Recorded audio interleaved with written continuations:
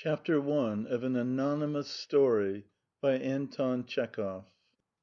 Through causes which it is not the time to go into in detail, I had to enter the service of a Petersburg official called Orlov, in the capacity of a footman. He was about 35, and was called Georgy Ivanitch. I entered this Orlov's service on account of his father, a prominent political man, whom I looked upon as a serious enemy of my cause. I reckoned that, living with the son, I should, from the conversations I should hear, and from the letters and papers I should find on the table, learn every detail of the father's plans and intentions. As a rule, at 11 o'clock in the morning, the electric bell rang in my footman's quarters to let me know that my master was awake. When I went into the bedroom with his polished shoes and brushed clothes, Georgy Ivanitch would be sitting in his bed with a face that looked, not drowsy, but rather exhausted by sleep, and he would gaze off in one direction without any sign of satisfaction at having waked. I helped him to dress, and he let me do it with an air of reluctance, without speaking or noticing my presence. Then, with his head wet with washing, smelling of fresh scent, he used to go into the dining room to drink his coffee. He used to sit at the table, sipping his coffee and glancing through the newspapers, while the maid Polya and I stood respectfully at the door, gazing at him. Two grown-up persons had to stand watching with the gravest attention a third drinking coffee and munching rusks. It was probably ludicrous and grotesque, but I saw nothing humiliating in having to stand near the door, though I was quite as well born and well educated as Orlov himself. I was in the first stage of consumption, and was suffering from something else, possibly even more serious than consumption. I don't know whether it was the effect of my illness or of an incipient change in my philosophy of life of which I was not conscious at the time, but I was, day by day, more possessed by a passionate, irritating longing for ordinary everyday life. I yearned for mental tranquillity, health, fresh air, good food. I was becoming a dreamer, and like a dreamer I did not know exactly what I wanted. Sometimes I felt inclined to go into a monastery, to sit there for days together by the window and gaze at the trees in the fields. Sometimes I fancied I would buy 15 acres of land and settle down as a country gentleman. Sometimes I inwardly vowed to take up science and become a professor at some provincial university. I was a retired navy lieutenant. I dreamed of the sea, of our squadron, and of the corvette in which I had made the cruise round the world. I longed to experience again the indescribable feeling when, walking in the tropical forest or looking at the sunset in the Bay of Bengal, one is thrilled with ecstasy and at the same time homesick. I dreamed of mountains, women, music, and with the curiosity of a child I looked into people's faces, listened to their voices. And when I stood at the door and watched Orlov sipping his coffee, I felt not a footman, but a man interested in everything in the world, even in Orlov. In appearance Orlov was a typical Petersburger, with narrow shoulders, a long waist, sunken temples, eyes of an indefinite colour, and scanty, dingy-coloured hair, beard, and moustaches. His face had a stale, unpleasant look, though it was studiously cared for. It was particularly unpleasant when he was asleep or lost in thought. It is not worth while describing a quite ordinary appearance; besides, Petersburg is not Spain, and a man's appearance is not of much consequence even in love affairs, and is only of value to a handsome footman or coachman. I have spoken of Orlov's face and hair only because there was something in his appearance worth mentioning. When Orlov took a newspaper or book, whatever it might be, or met people, whoever they be, an ironical smile began to come into his eyes, and his whole countenance assumed an expression of light mockery in which there was no malice. Before reading or hearing anything he always had his irony in readiness, as a savage has his shield. It was an habitual irony, like some old liquor brewed years ago, and now it came into his face probably without any participation of his will, as it were by reflex action. But of that later. Soon after midday he took his portfolio full of papers and drove to his office. He dined away from home and returned after 8 o'clock. I used to light the lamp and candles in his study, and he would sit down in a low chair with his legs stretched out on another chair, and reclining in that position would begin reading. Almost every day he brought in new books with him, or received parcels of them from the shops, and there were heaps of books in 3 languages, to say nothing of Russian, which he had read and thrown away in the corners of my room and under my bed. He read with extraordinary rapidity. They say, "Tell me what you read, and I'll tell you who you are." That may be true, but it was absolutely impossible to judge of Orlov by what he read. It was a regular hotch-potch. Philosophy, French novels, political economy, finance, new poets, and publications of the firm Posrednik, and he had read it all with the same rapidity and with the same ironical expression in his eyes. After 10 o'clock he carefully dressed, often in evening dress, very rarely in his Kammerjunker's uniform, and went out, returning in the morning. Our relations were quiet and peaceful, and we never had any misunderstanding.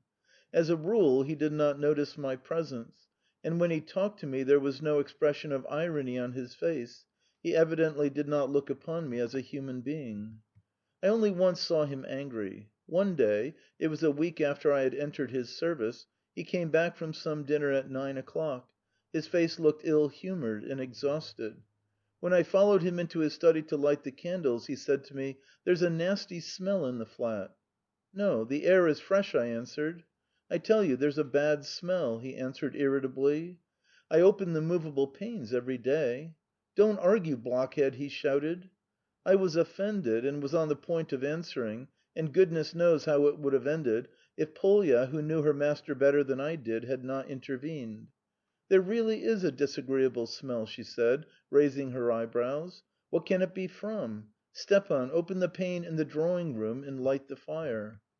With much bustle and many exclamations she went through all the rooms, rustling her skirts and squeezing the sprayer with a hissing sound.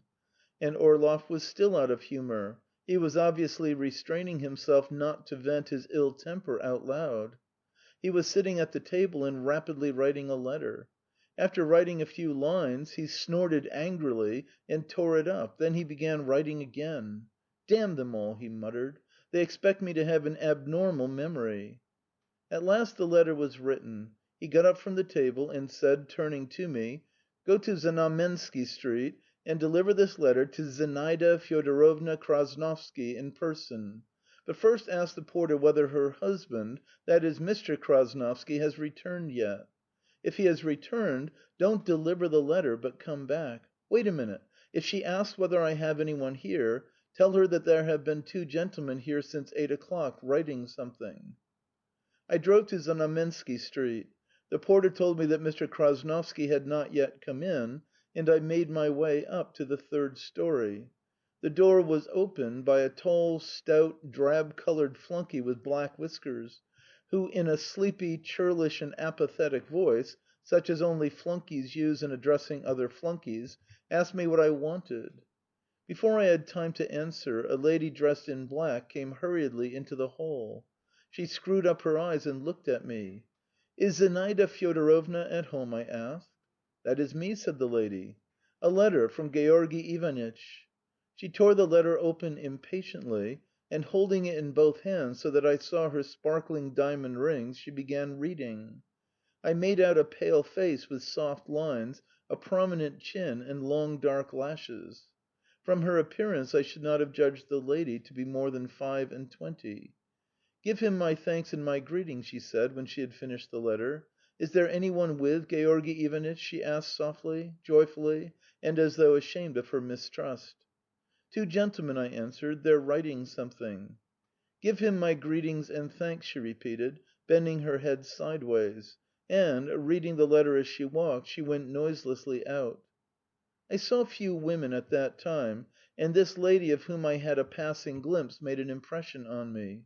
As I walked home I recalled her face and the delicate fragrance about her, and fell to dreaming. By the time I got home, Orlov had gone out. End of chapter 1. Recording by Expatriate in Bangor, Maine.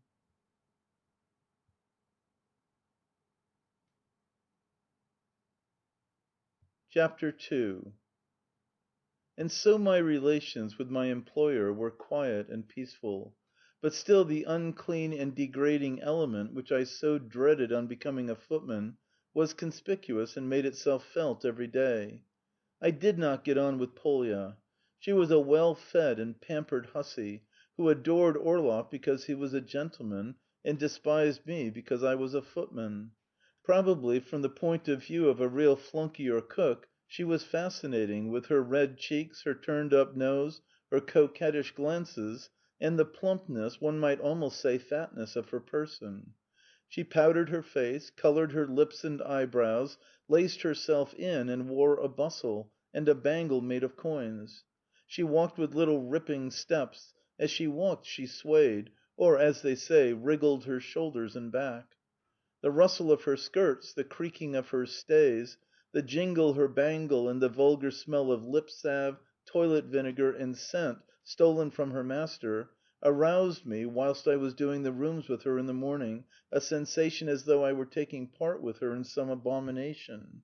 Either because I did not steal as she did, or because I displayed no desire to become her lover, which she probably looked upon as an insult, or perhaps she felt that I was a man of a different order, she hated me from the very first day. My inexperience, my appearance, so unlike a flunky, and my illness seemed to her pitiful and excited her disgust. I had a bad cough at that time, and sometimes at night I prevented her from sleeping, as our rooms were only divided by a wooden partition, and every morning she said to me: "Again you didn't let me sleep. You ought to be in hospital instead of in service." She so genuinely believed that I was hardly a human being, but something infinitely below her, that, like the Roman matrons who were not ashamed to bathe before their slaves, she sometimes went about in my presence in nothing but her chemise. Once, when I was in a happy, dreamy mood, I asked her at dinner we had soup and roast meat sent in from a restaurant every day: "Polya, do you believe in God?" "Why, of course." "Then," I went on, "you believe there will be a day of judgment, and that we shall have to answer to God for every evil action?" She gave me no reply, but simply made a contemptuous grimace, and, looking that time at her cold eyes and overfed expression, I realised that for her complete and finished personality no God, no conscience, no laws existed, and that if I had had to set fire to the house, to murder or to rob, I could not have hired a better accomplice. In my novel surroundings I felt very uncomfortable for the first week at Orlov's, before I got used to being addressed as "thou" and being constantly obliged to tell lies, saying "my master is not at home" when he was.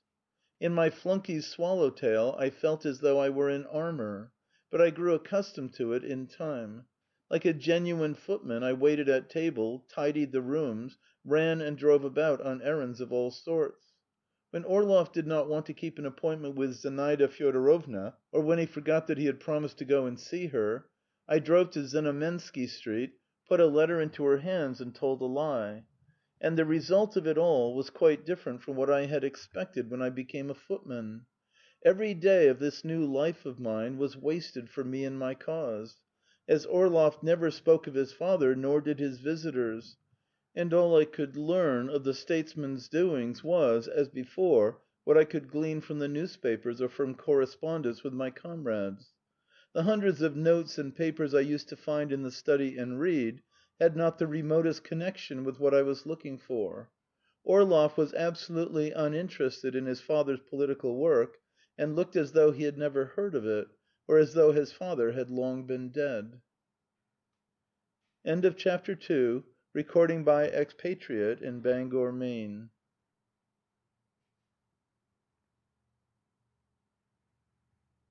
Chapter 3.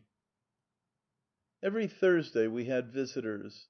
I ordered a piece of roast beef from the restaurant, and telephoned to Eliseev's to send us caviar, cheese, oysters, and so on.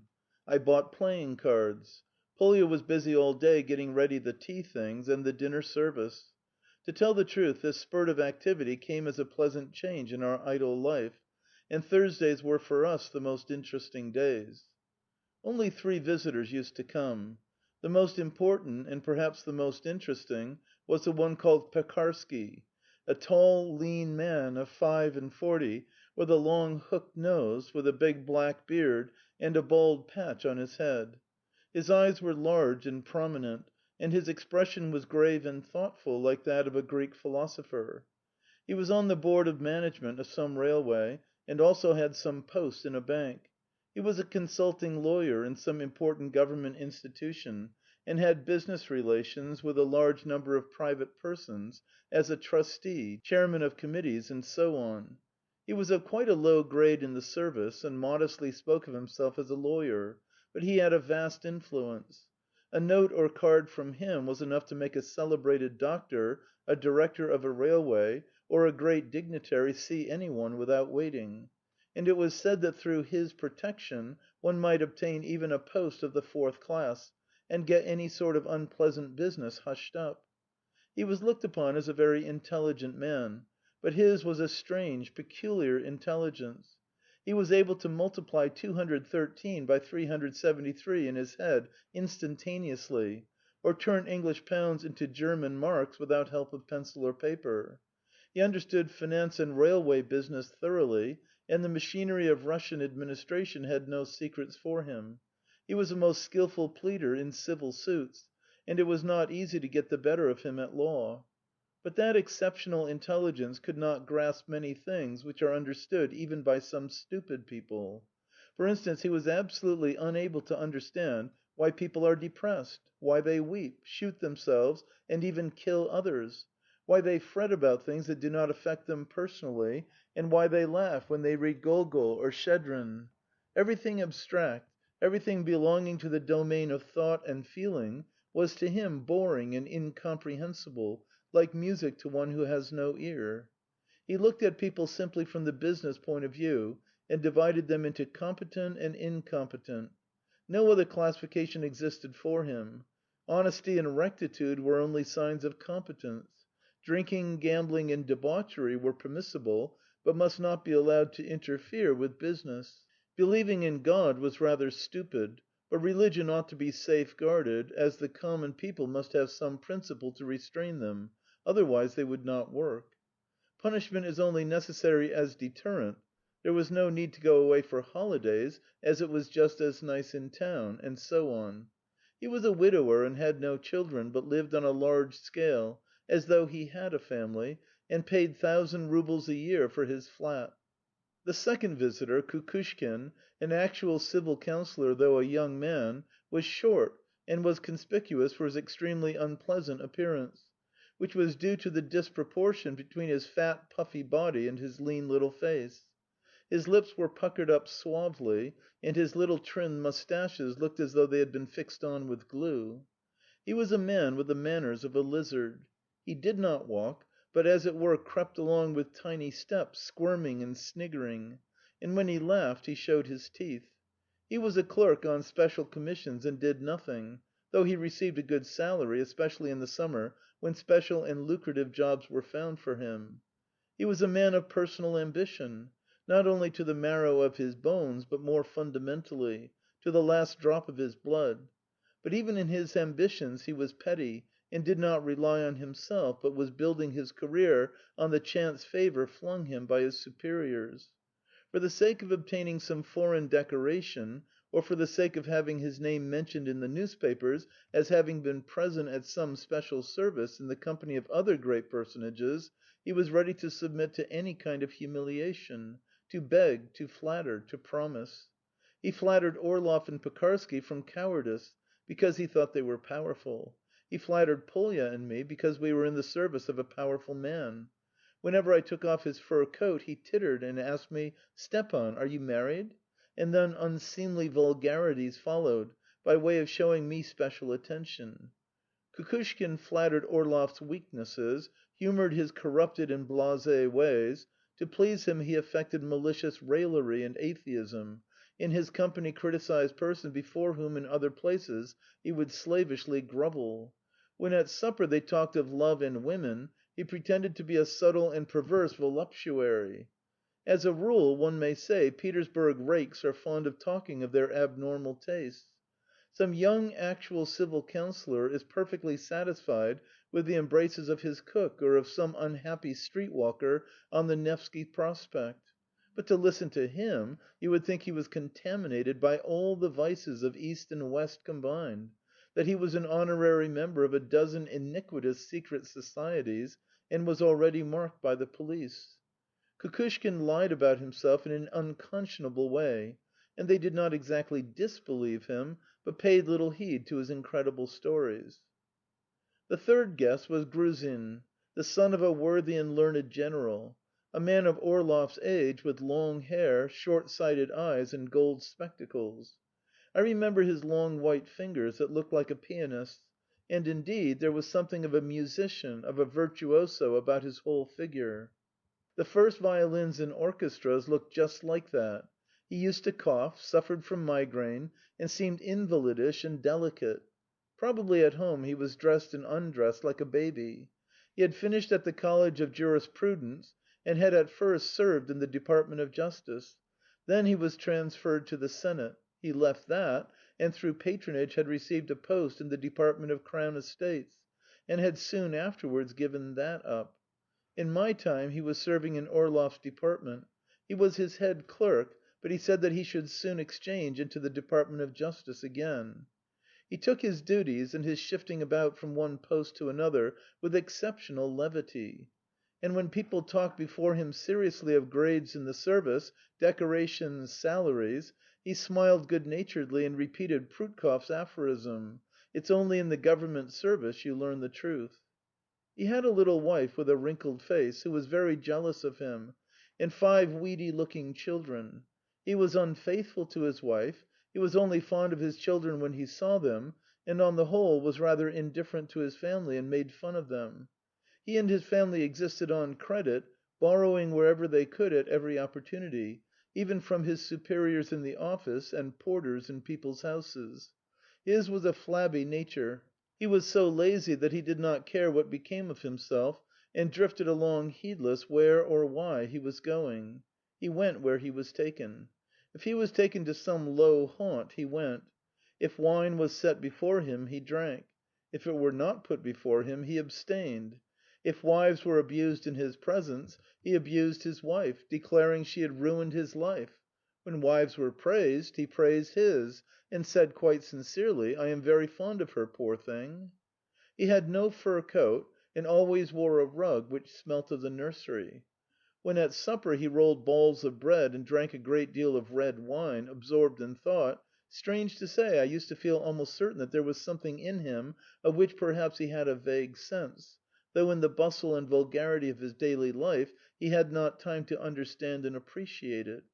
He played a little on the piano. Sometimes he would sit down at the piano, play a chord or two, and begin singing softly, "What does the coming day bring to me?" But at once, as though afraid, he would get up and walk from the piano. The visitors usually arrived about 10 o'clock. They played cards in Orlov's study, and Polya and I handed them tea. It was only on these occasions that I could gauge the full sweetness of a flunky's life. Standing for 4 or 5 hours at the door, watching that no one's glass should be empty, changing the ash trays, running to the table to pick up the chalk or a card when it was dropped, and, above all, standing, waiting, being attentive without venturing to speak, to cough, to smile, is harder, I assure you, is harder than the hardest of field labour. I have stood on watch at sea for 4 hours at a stretch on stormy winter nights, and to my thinking it is an infinitely easier duty. They used to play cards till 2, sometimes till 3 o'clock at night, and then, stretching, they would go into the dining room to supper, or, as Orlov said, for a snack of something. At supper there was conversation. It usually began by Orlov speaking with laughing eyes of some acquaintance, of some book he had lately been reading, of a new appointment or government scheme. Kukushkin, always ingratiating, would fall into his tone, and what followed was to me, in my mood at that time, a revolting exhibition. The irony of Orlov and his friends knew no bounds, and spared no one and nothing. If they spoke of religion, it was with irony; they spoke of philosophy, of the significance and object of life, irony again; if any one began about the peasantry, it was with irony. There is in Petersburg a species of men whose specialty it is to jeer at every aspect of life. They cannot even pass by a starving man or a suicide without saying something vulgar. But Orlov and his friends did not jeer or make jokes, they talked ironically. They used to say that there was no God, and personality was completely lost at death. The immortals only existed in the French Academy. Real good did not and could not possibly exist, as its existence was conditional upon human perfection, which was a logical absurdity. Russia was a country as poor and dull as Persia. The intellectual class was hopeless. In Pekarsky's opinion, the overwhelming majority in it were incompetent persons good for nothing. The people were drunken, lazy, thievish, and degenerate. We had no science, our literature was uncouth, our commerce rested on swindling, no selling without cheating. And everything was in that style, and everything was a subject for laughter. Towards the end of supper the wine made them more good-humoured, and they passed to more lively conversation. They laughed over Gruzin's family life, over Kukushkin's conquests, or at Pekarsky, who had, they said, in his account book, one page headed Charity and another Physiological Necessities. They said that no wife was faithful, that there was no wife from whom one could not, with practice, obtain caresses without leaving her drawing-room while her husband was sitting in his study close by, that girls in their teens were perverted and knew everything. Orlov had preserved a letter of a schoolgirl of 14. On her way home from school she had hooked an officer on the Nevsky, who had, it appears, taken her home with him, and had only let her go late in the evening, and she hastened to write about this to her school friend, to share her joy with her. They maintained that there was not and never had been such a thing as moral purity, and that evidently it was unnecessary. Mankind had so far done very well without it. The harm done by so-called vice was undoubtedly exaggerated. Vices which are punished by our legal code had not prevented Diogenes from being a philosopher and a teacher. Caesar and Cicero were profligates and at the same time great men. Cato in his old age married a young girl, and yet he was regarded as a great ascetic and a pillar of morality. At 3 or 4 o'clock the party broke up, or they went off together out of town, or to Officers Street, to the house of a certain Varvara Osipovna, while I retired to my quarters, and was kept awake a long while by coughing and headache. End of chapter 3. Recording by Expatriate in Bangor, Maine.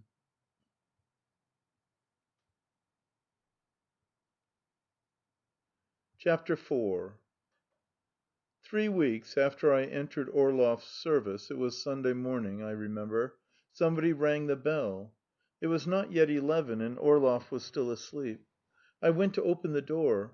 You can imagine my astonishment when I found a lady in a veil standing at the door on the landing. "Is Georgy Ivanitch up?" she asked.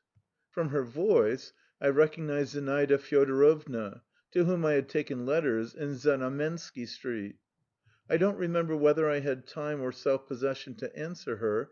I was taken aback at seeing her. And indeed she did not need my answer. In a flash she had darted by me, and filling the hall with the fragrance of her perfume, which I remember to this day, she went on, and her footsteps died away. For at least half an hour afterwards I heard nothing. But again someone rang. This time it was a smartly dressed girl, who looked like a maid in a wealthy family, accompanied by our house porter. Both were out of breath, carrying 2 trunks and a dress basket. "These are for Zinaida Fyodorovna," said the girl. And she went down without saying another word. All this was mysterious, and made Polya, who had a deep admiration for the pranks of her betters, smile slyly to herself. She looked as though she would like to say, "So that's what we're up to," and she walked about the whole time on tiptoe. At last we heard footsteps. Zinaida Fyodorovna came quickly into the hall, and seeing me at the door of my room, said: "Stepan, take Georgy Ivanitch his things." When I went into Orlov with his clothes and his boots, he was sitting on the bed with his feet on the bearskin rug. There was an air of embarrassment about his whole figure. He did not notice me, and my menial opinion did not interest him. He was evidently perturbed and embarrassed before himself, before his inner eye. He dressed, washed, and used his combs and brushes silently and deliberately, as though allowing himself time to think over his position and to reflect. and even from his back one could see he was troubled and dissatisfied with himself. They drank coffee together. Zinaida Fyodorovna poured out coffee for herself and for Orlov, then she put her elbows on the table and laughed. "I still can't believe it," she said. "When one has been a long while on one's travels and reaches a hotel at last, it's difficult to believe that one hasn't to go on. It is pleasant to breathe freely." With the expression of a child who very much wants to be mischievous, she sighed with relief and laughed again. "You will excuse me," said Orlov, nodding towards the coffee. "Reading at breakfast is a habit I can't get over. But I can do two things at once read and listen." "Read away. You shall keep your habits and your freedom. But why do you look so solemn? Are you always like that in the morning? Or is it only to day? Aren't you glad?" "Yes, I am. But I must own I am a little overwhelmed." "Why? You had plenty of time to prepare yourself for my descent upon you. I've been threatening to come every day." "Yes, but I didn't expect you to carry out your threat to day." "I didn't expect it myself, but that's all the better. It's all the better, my dear. It's best to have an aching tooth out and have done with it." "Yes, of course." "Oh, my dear," she said, closing her eyes, "all is well that ends well. But before this happy ending, what suffering there has been! My laughing means nothing. I am glad, I am happy, but I feel more like crying than laughing. Yesterday I had to fight a regular battle," she went on in French. "God alone knows how wretched I was. But I laugh because I can't believe in it. I keep fancying that my sitting here drinking coffee with you is not real, but a dream." Then, still speaking French, she described how she had broken with her husband the day before, and her eyes were alternately full of tears and of laughter while she gazed with rapture at Orlov. She told him her husband had long suspected her, but had avoided explanations. They had frequent quarrels, and usually at the most heated moment he would suddenly subside into silence and depart to his study for fear that in his exasperation he might give utterance to his suspicions, or she might herself begin to speak openly. And she had felt guilty, worthless, incapable of taking a bold and serious step, and that had made her hate herself and her husband more every day, and she had suffered the torments of hell. But the day before, when during a quarrel he had cried out in a tearful voice, "My God, when will it end?" and had walked off to his study, she had run after him like a cat after a mouse, and, preventing him from shutting the door, she had cried that she hated him with her whole soul. Then he let her come into the study, and she had told him everything; had confessed that she loved someone else, that that someone else was her real, most lawful husband, and that she thought it her true duty to go away to him that very day, whatever might happen, if she were to be shot for it. "There's a very romantic streak in you," Orlov interrupted, keeping his eyes fixed on the newspaper. She laughed and went on talking without touching her coffee. Her cheeks glowed and she was a little embarrassed by it, and she looked in confusion at Polya and me. From what she went on to say, I learnt that her husband had answered her with threats, reproaches, and finally tears, and that it would have been more accurate to say that she and not he had been the attacking party. "Yes, my dear, so long as I was worked up, everything went all right," she told Orlov. "But as night came on, my spirits sank. You don't believe in God, George, but I do believe a little, and I fear retribution. God requires of us patience, magnanimity, self-sacrifice, and here I am refusing to be patient and want to remodel my life to suit myself. Is that right? What if from the point of view of God it's wrong? At 2 o'clock in the night my husband came to me and said, 'You dare not go away. I'll fetch you back through the police and make a scandal.' And soon afterwards I saw him like a shadow at my door. 'Have mercy on me. Your elopement may injure me in the service.' Those words had a coarse effect upon me and made me feel stiff all over. I felt as though the retribution were beginning already. I began crying and trembling with terror. I felt as though the ceiling would fall upon me, that I should be dragged off to the police station at once, that you would grow cold to me all sorts of things, in fact. I thought I would go into a nunnery or become a nurse, and give up all thought of happiness. But then I remembered that you loved me, and that I had no right to dispose of myself without your knowledge, and everything in my mind was in a tangle. I was in despair and did not know what to do or think. But the sun rose and I grew happier. As soon as it was morning I dashed off to you. Ah, what I've been through, dear one! I haven't slept for 2 nights." She was tired out and excited. She was sleepy, and at the same time she wanted to talk endlessly, to laugh and to cry, and to go to a restaurant to lunch that she might feel her freedom. "You have a cosy flat, but I am afraid it may be small for the two of us," she said, walking rapidly through all the rooms when they had finished breakfast. "What room will you give me? I like this one because it is next to your study." At 1 o'clock she changed her dress in the room next to the study, which from that time she called hers, and she went off with Orlov to lunch. They dined, too, at a restaurant, and spent the long interval between lunch and dinner in shopping. Till late at night I was opening the door to messengers and errand boys from the shops. They bought, among other things, a splendid pier glass, a dressing table, a bedstead, and a gorgeous tea service which we did not need. They bought a regular collection of copper saucepans, which we set in a row on the shelf in our cold, empty kitchen. As we were unpacking the tea service, Polya's eyes gleamed, and she looked at me 2 or 3 times with hatred and fear that I, not she, would be the first to steal one of these charming cups. A lady's writing table, very expensive and inconvenient, came too. It was evident that Zinaida Fyodorovna contemplated settling with us for good, and meant to make the flat her home.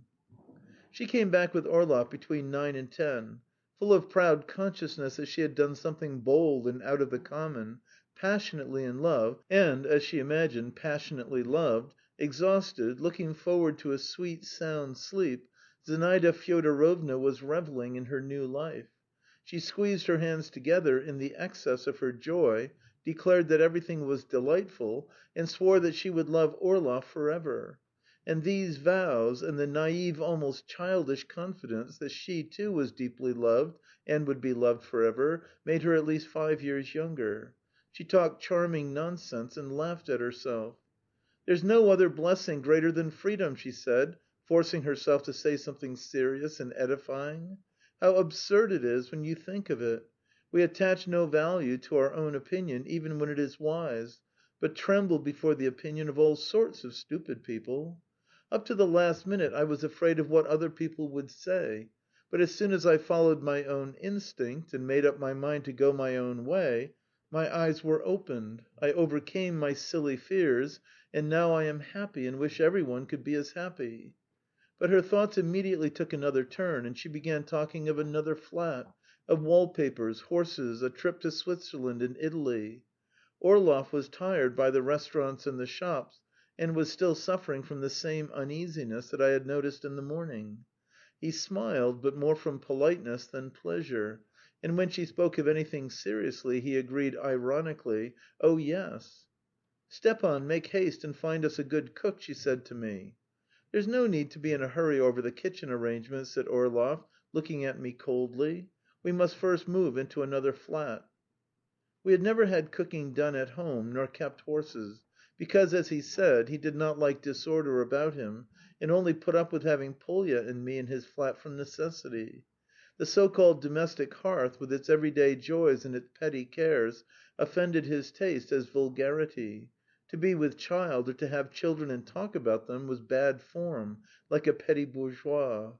And I began to feel very curious to see how these two creatures would get on together in one flat: she, domestic and home-loving with her copper saucepans and her dreams of a good cook and horses, and he, fond of saying to his friends that a decent and orderly man's flat ought, like a warship, to have nothing in it superfluous: no women, no children, no rags, no kitchen utensils. End of chapter 4. Recording by Expatriate in Bangor, Maine.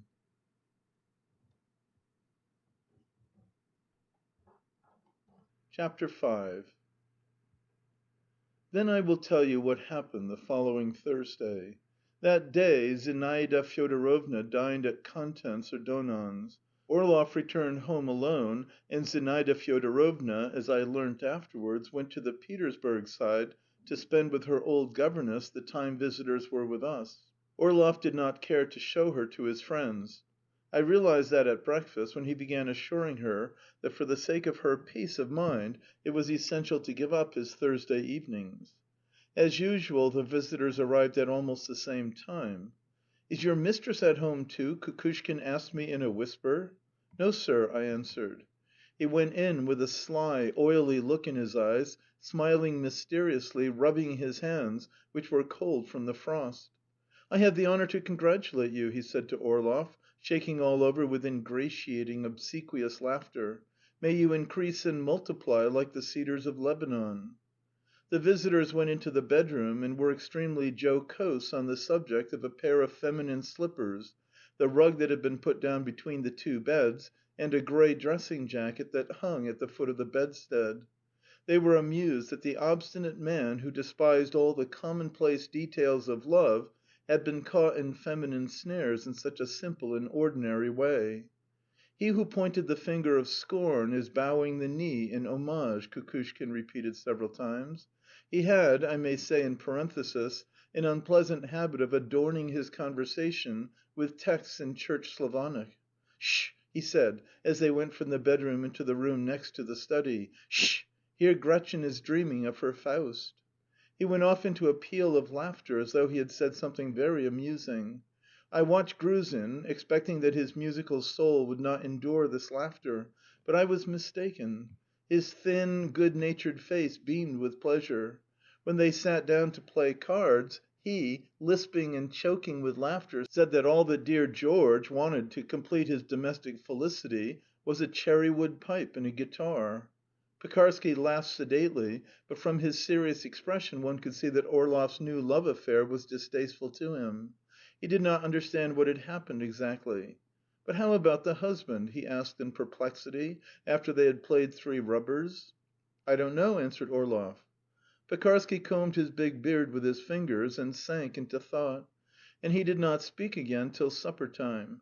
When they were seated at supper he began deliberately, drawling every word. "Altogether, excuse my saying so, I don't understand either of you. You might love each other and break the seventh commandment to your heart's content. That I understand. Yes, that's comprehensible. But why make the husband a party to your secrets? Was there any need for that?" "But does it make any difference?" Pekarsky mused. "Well, then, let me tell you this, my friend," he went on, evidently thinking hard. "If I ever marry again, and you take it into your head to seduce my wife, please do it so that I don't notice it. It's much more honest to deceive a man than to break up his family life and injure his reputation. I understand.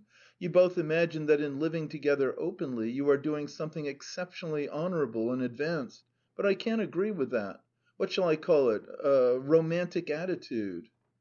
Orlov made no reply; he was out of humour and disinclined to talk. Pekarsky, still perplexed, drummed on the table with his fingers, thought a little, and said: "I don't understand you all the same. You are not a student, and she is not a dressmaker. You are both of you people with means. I should have thought you might have arranged a separate flat for her." "No, I couldn't. Read Turgenev." "Why should I read him? I have read him already." "Turgenev teaches us in his novels that every exalted, noble-minded girl should follow the man she loves to the end of the earth, and should serve his idea," said Orlov, screwing up his eyes ironically. "The ends of the earth are poetic license. The earth and all its ends can be reduced to the flat of the man she loves. And so not to live in the same flat with the woman who loves you is to deny her her exalted vocation and to refuse to share her ideals. Yes, my dear fellow, Turgenev wrote, and I have to suffer for it." "What Turgenev has got to do with it, I don't understand," said Gruzin softly, and he shrugged his shoulders. "Do you remember George, how in three meetings he is walking late in the evening somewhere in Italy, and suddenly hears 'Vieni pensando a me segretamente,'" Gruzin hummed. "It's fine." "But she hasn't come to settle with you by force," said Pekarsky. "It was your own wish." "What next? Far from wishing it, I never imagined that this would ever happen. When she said she was coming to live with me, I thought it was a charming joke on her part." Everybody laughed. "I couldn't have wished for such a thing," said Orlov in the tone of a man compelled to justify himself. "I am not a Turgenev hero, and if I ever wanted to free Bulgaria, I shouldn't need a lady's company. I look upon love primarily as a necessity of my physical nature, degrading and antagonistic to my spirit. It must either be satisfied with discretion or renounced altogether, otherwise it will bring into one's life elements as unclean as itself. For it to be an enjoyment and not a torment, I will try to make it beautiful and to surround it with a mass of illusions. I should never go and see a woman unless I were sure beforehand that she would be beautiful and fascinating, and I should never go unless I were in the mood. And it is only in that way that we succeed in deceiving one another and fancying that we are in love and happy. But can I wish for copper saucepans and untidy hair, or like to be seen myself when I am unwashed or out of humour? Zinaida Fyodorovna, in the simplicity of her heart, wants me to love what I have been shunning all my life. She wants my flat to smell of cooking and washing up. She wants all the fuss of moving into another flat, of driving about with her own horses. She wants to count over my linen and to look after my health. She wants to meddle in my personal life at every instant and to watch over every step, and at the same time she assures me genuinely that my habits and my freedom will be untouched. She is persuaded that, like a young couple, we shall very soon go for a honeymoon. That is, she wants to be with me all the time in trains and hotels, while I like to read on the journey and cannot endure talking in trains. "You should give her a talking to," said Pekarsky. "What? Do you suppose she would understand me? Why, we think so differently. In her opinion, to leave one's papa and mamma or one's husband for the sake of the man one loves is the height of civic virtue, while I look upon it as childish. To fall in love and run away with a man, to her, means beginning a new life, while to my mind it means nothing at all. Love and man constitute the chief interest of her life, and possibly it is the philosophy of the unconscious at work in her. Try and make her believe that love is only a simple physical need, like the need of food or clothes, that it doesn't mean the end of the world if wives and husbands are unsatisfactory, that a man may be a profligate and a libertine, and yet a man of honour and a genius, and that, on the other hand, one may abstain from the pleasures of love and at the same time be a stupid, vicious animal. The civilized man of today, even among the lower classes, for instance the French workman, spends 10 sous on dinner, 5 sous on his wine, and 5 or 10 sous on woman, and devotes his brain and nerves entirely to his work. But Zinaida Fyodorovna assigns to love not so many sous, but her whole soul. I might give her a talking to, but she would raise a wail in answer, and declare in all sincerity that I had ruined her, that she had nothing left to live for. "Don't say anything to her," said Pekarsky, "but simply take a separate flat for her, that's all." "Well, that's easy to say." There was a brief silence. "But she is charming," said Kukushkin. "She is exquisite. Such women imagine that they will be in love for ever, and abandon themselves with tragic intensity." "But one must keep a head on one's shoulders," said Orlov. "One must be reasonable. All experience gained from everyday life and handed down in innumerable novels and plays uniformly confirms the fact that adultery and cohabitation of any sort between decent people never last longer than 2 or at most 3 years, however great the love may have been at the beginning. That she ought to know. And so all this business of moving, of saucepans, hopes of eternal love and harmony, are nothing but a desire to delude herself and me. She is charming and exquisite, who denies it? But she has turned my life upside down. What I have regarded as trivial and nonsensical till now, she has forced me to raise to the level of a serious problem. I serve an idol whom I have never looked upon as God. She is charming, exquisite, but for some reason now, when I am going home, I feel uneasy, as though I expected to meet with something inconvenient at home, such as workmen pulling the stove to pieces and blocking up the place with heaps of bricks. In fact, I am no longer giving up to love a sou, but part of my peace of mind and my nerves, and that's bad." "And she doesn't hear this villain," sighed Kukushkin. "My dear sir," he said theatrically, "I will relieve you from the burdensome obligation to love that adorable creature. I will wrest Zinaida Fyodorovna from you." "You may," said Orlov carelessly. For half a minute Kukushkin laughed a shrill little laugh, shaking all over, then he said: "Look out! I am in earnest. Don't you play the Othello afterwards." They all began talking of Kukushkin's indefatigable energy in love affairs, how irresistible he was to women, and what a danger he was to husbands. and how the devil would roast him in the other world for his immorality in this. He screwed up his eyes and remained silent, and when the names of ladies of their acquaintance were mentioned, he held up his little finger, as though to say they mustn't give away other people's secrets. Orlov suddenly looked at his watch. His friends understood and began to take their leave. I remember that Gruzin, who was a little drunk, was wearisomely long in getting off. He put on his coat, which was cut like children's coats in poor families, pulled up the collar, and began telling some long-winded story. Then, seeing he was not listened to, he flung the rug that smelt of the nursery over one shoulder, and with a guilty and imploring face begged me to find his hat. "George, my angel," he said tenderly, "do as I ask you, dear boy. Come out of town with us." "You can go, but I can't. I am in the position of a married man now." "She is a dear. She won't be angry. My dear chief, come along. It's glorious weather. There's snow and frost. Upon my word, you want shaking up a bit. You are out of humour. I don't know what the devil is the matter with you." Orlov stretched, yawned, and looked at Pekarsky. "Are you going?" he said, hesitating. "I don't know. Perhaps." "Shall I get drunk?" "All right, I'll come," said Orlov after some hesitation. "Wait a minute, I'll get some money." He went into the study, and Gruzin slouched in too, dragging his rug after him. A minute later both came back into the hall.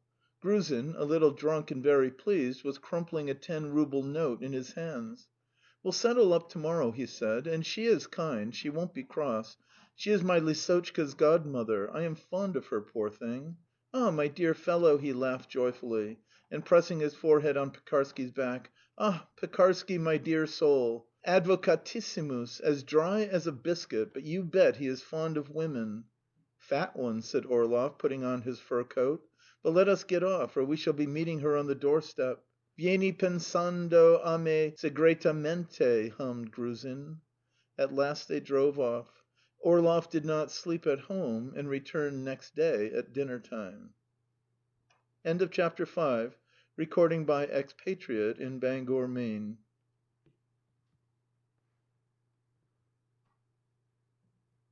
Chapter 6. Zinaida Fyodorovna had lost her gold watch, a present from her father. This loss surprised and alarmed her. She spent half a day going through the rooms, looking helplessly on all the tables and on all the windows. But the watch had disappeared completely. Only 3 days afterwards Zinaida Fyodorovna, on coming in, left her purse in the hall. Luckily for me, on that occasion it was not I, but Polya, who helped her off with her coat. When the purse was missed, it could not be found in the hall. "Strange," said Zinaida Fyodorovna in bewilderment. "I distinctly remember taking it out of my pocket to pay the cabman, and then I put it here near the looking-glass. It's very odd." I had not stolen it, but I felt as though I had stolen it and had been caught in the theft. Tears actually came into my eyes. When they were seated at dinner, Zinaida Fyodorovna said to Orlov in French: "There seem to be spirits in the flat. I lost my purse in the hall to day, and now, lo and behold, it is on my table. But it's not quite a disinterested trick of the spirits. They took out a gold coin and 20 roubles in notes." "You're always losing something. First it's your watch, and then it's your money," said Orlov. "Why is it nothing of the sort ever happens to me?"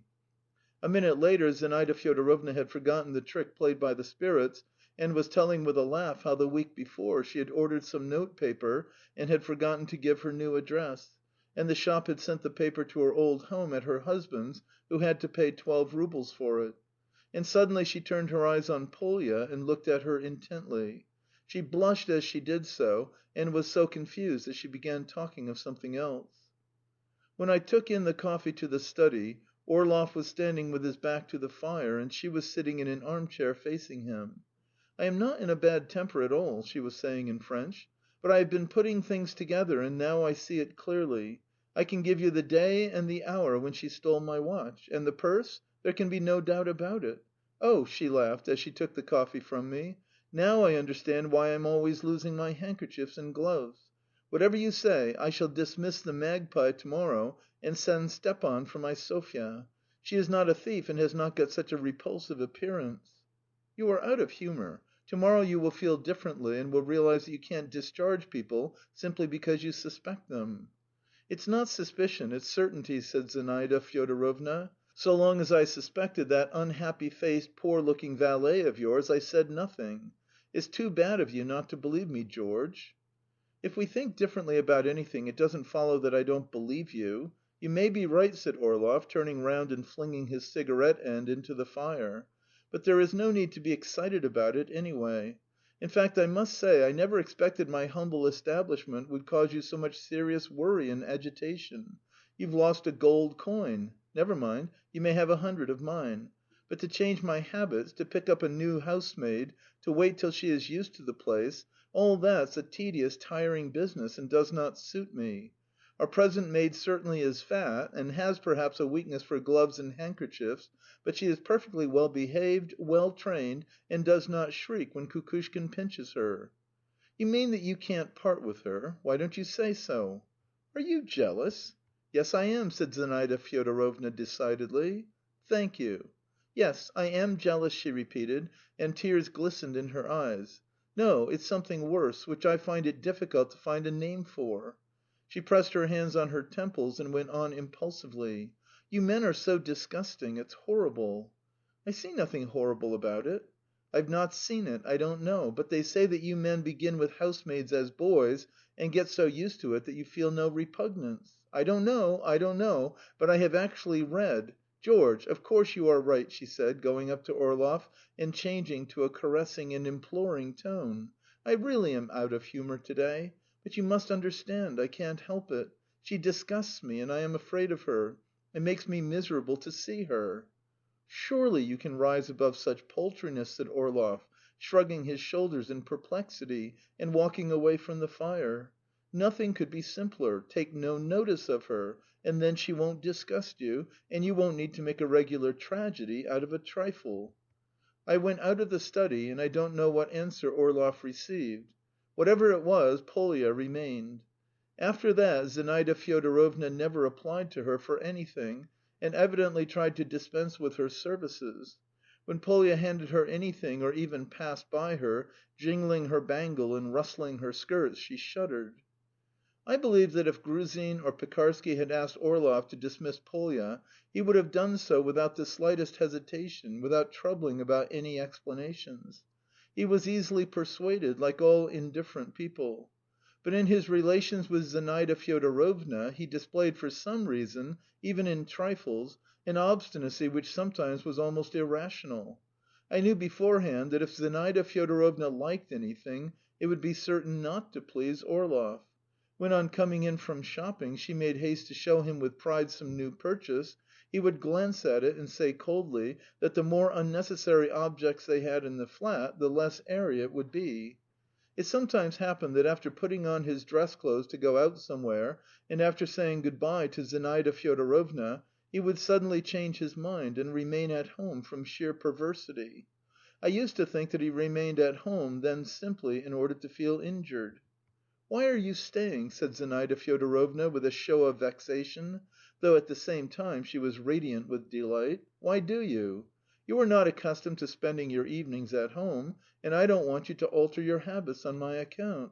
Do go out as usual if you don't want me to feel guilty." "No one is blaming you," said Orlov. With the air of a victim he stretched himself in his easy chair in the study, and shading his eyes with his hand, took up a book. But soon the book dropped from his hand, he turned heavily in his chair and again screened his eyes as though from the sun. Now he felt annoyed that he had not gone out. "May I come in?" Zinaida Fyodorovna would say, coming irresolutely into the study. "Are you reading? I felt dull by myself and have come just for a minute to have a peep at you." I remember one evening she went in like that, irresolutely and inappropriately, and sank on the rug at Orlov's feet, and from her soft, timid movements one could see that she did not understand his mood and was afraid. "You are always reading," she said cajolingly, evidently wishing to flatter him. "Do you know, George, what is one of the secrets of your success? You are very clever and well read. What book have you there?" Orlov answered. A silence followed for some minutes which seemed to me very long. I was standing in the drawing room, from which I could watch them, and was afraid of coughing. "There is something I wanted to tell you," said Zinaida Fyodorovna, and she laughed.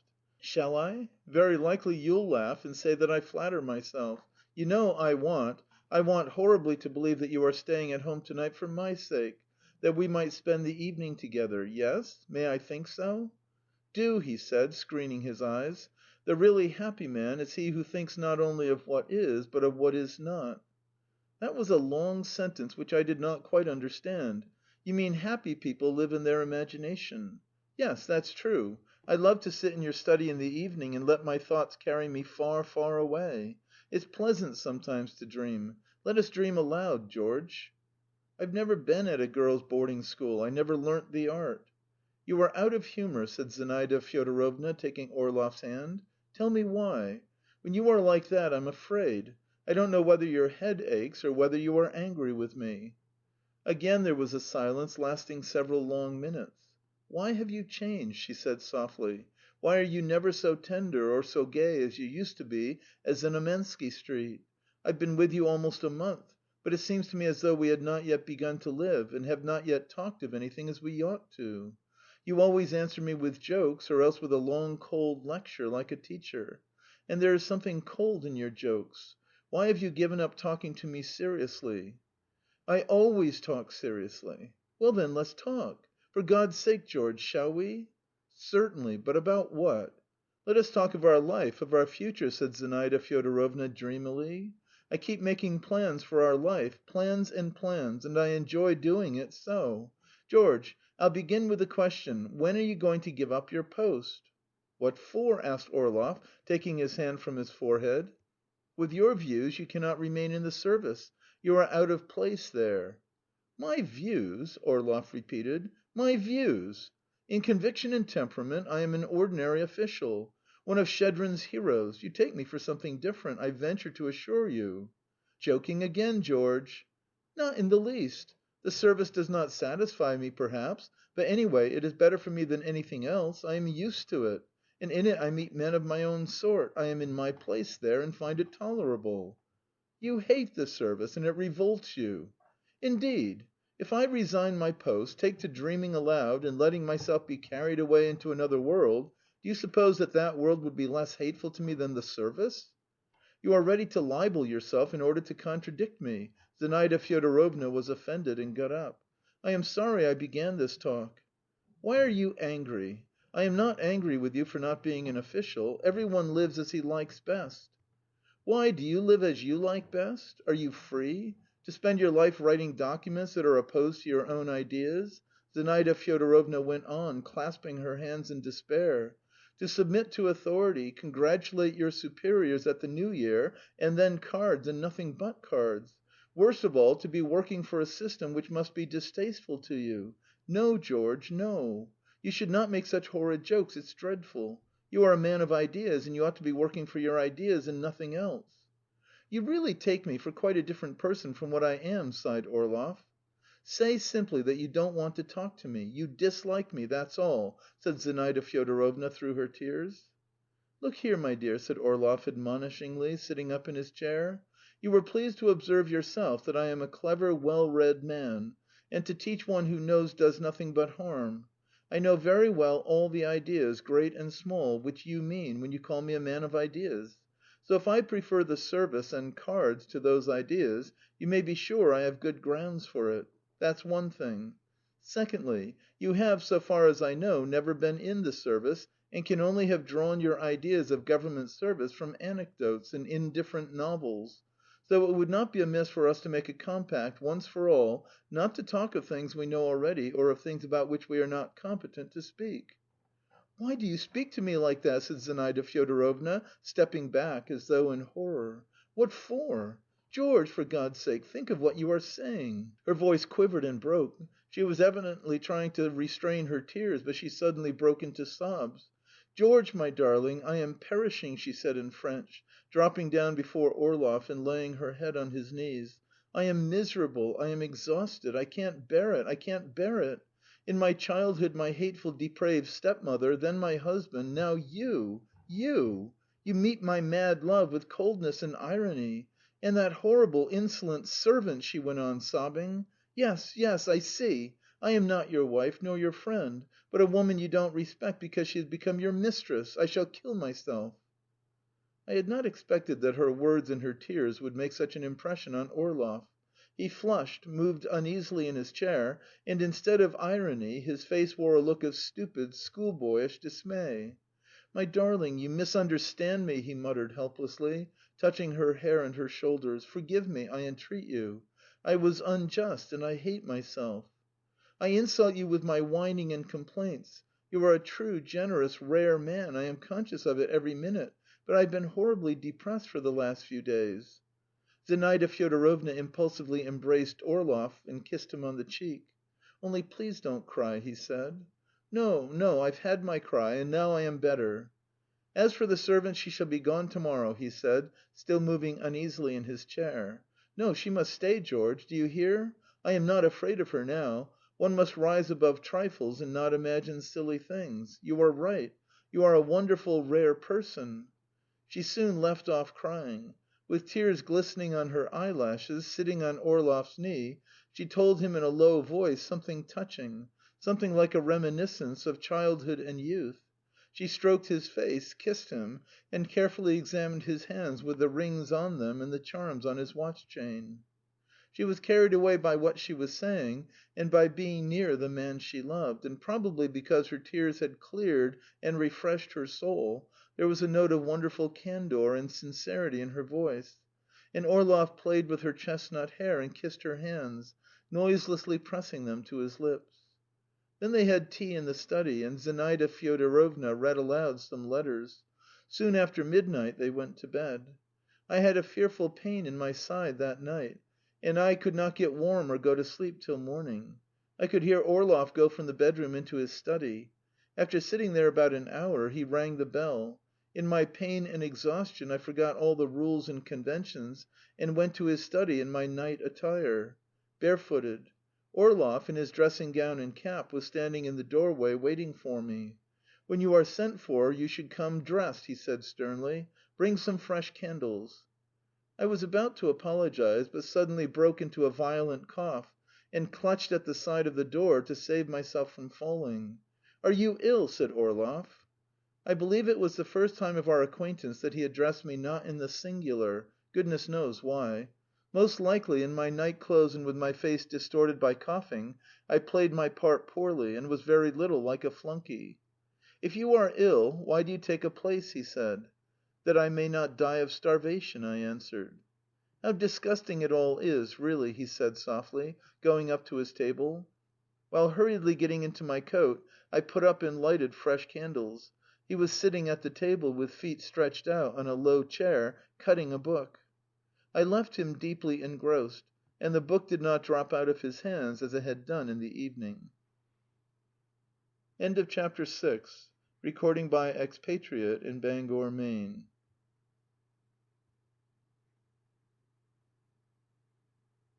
Chapter 7. Now that I am writing these lines, I am restrained by that dread of appearing sentimental and ridiculous, in which I have been trained from childhood, when I want to be affectionate or to say anything tender. I don't know how to be natural, and it is that dread, together with lack of practice, that prevents me from being able to express with perfect clearness what was passing in my soul at that time. I was not in love with Zinaida Fyodorovna, but in the ordinary human feeling I had for her there was far more youth, freshness, and joyousness than in Orlov's love. As I worked in the morning, cleaning boots or sweeping the rooms, I waited with a thrill at my heart for the moment when I should hear her voice and her footsteps. To stand watching her as she drank her coffee in the morning or ate her lunch, to hold her fur coat for her in the hall, and to put the goloshes on her little feet while she rested her hand on my shoulder, then to wait till the hall porter rang up for me, to meet her at the door, cold and rosy, powdered with the snow, to listen to her brief exclamations about the frost or the cabman oh, if only you knew how much all that meant to me! I longed to be in love, to have a wife and child of my own. I wanted my future wife to have just such a face, such a voice. I dreamed of it at dinner, and in the street when I was sent on some errand, and when I lay awake at night. Orlov rejected with disgust children, cooking, copper saucepans, and feminine knick-knacks, and I gathered them all up, tenderly cherished them in my dreams, loved them, and begged them of destiny. I had visions of a wife, a nursery, a little house with garden paths. I knew that if I did love her I could never dare hope for the miracle of her returning my love, but that reflection did not worry me. In my quiet, modest feeling, akin to ordinary affection, there was no jealousy of Orlov or even envy of him, since I realized that for a wreck like me happiness was only to be found in dreams. When Zinaida Fyodorovna sat up night after night for her George, looking immovably at a book of which she never turned a page, or when she shuddered and turned pale at Polya's crossing the room, I suffered with her, and the idea occurred to me to lance this festering wound as quickly as possible by letting her know what was said here at supper on Thursdays. But how was it to be done? More and more often I saw her tears. For the first weeks she laughed and sang to herself, even when Orlov was not at home, but by the second month there was a mournful stillness in our flat, broken only on Thursday evenings. She flattered Orlov, and to wring from him a counterfeit smile or kiss was ready to go on her knees to him, to fawn on him like a dog. Even when her heart was heaviest she could not resist glancing into a looking-glass if she passed one and straightening her hair. It seemed strange to me that she could still take an interest in clothes and go into ecstasies over her purchases. It did not seem in keeping with her genuine grief. She paid attention to the fashions and ordered expensive dresses. What for? On whose account? I particularly remember one dress which cost 400 roubles. To give 400 roubles for an unnecessary, useless dress, while women for their hard day's work get only 20 kopecks a day without food, and the makers of Venice and Brussels lace are only paid half a franc a day on the supposition that they can earn the rest by immorality. And it seemed strange to me that Zinaida Fyodorovna was not conscious of it. It vexed me.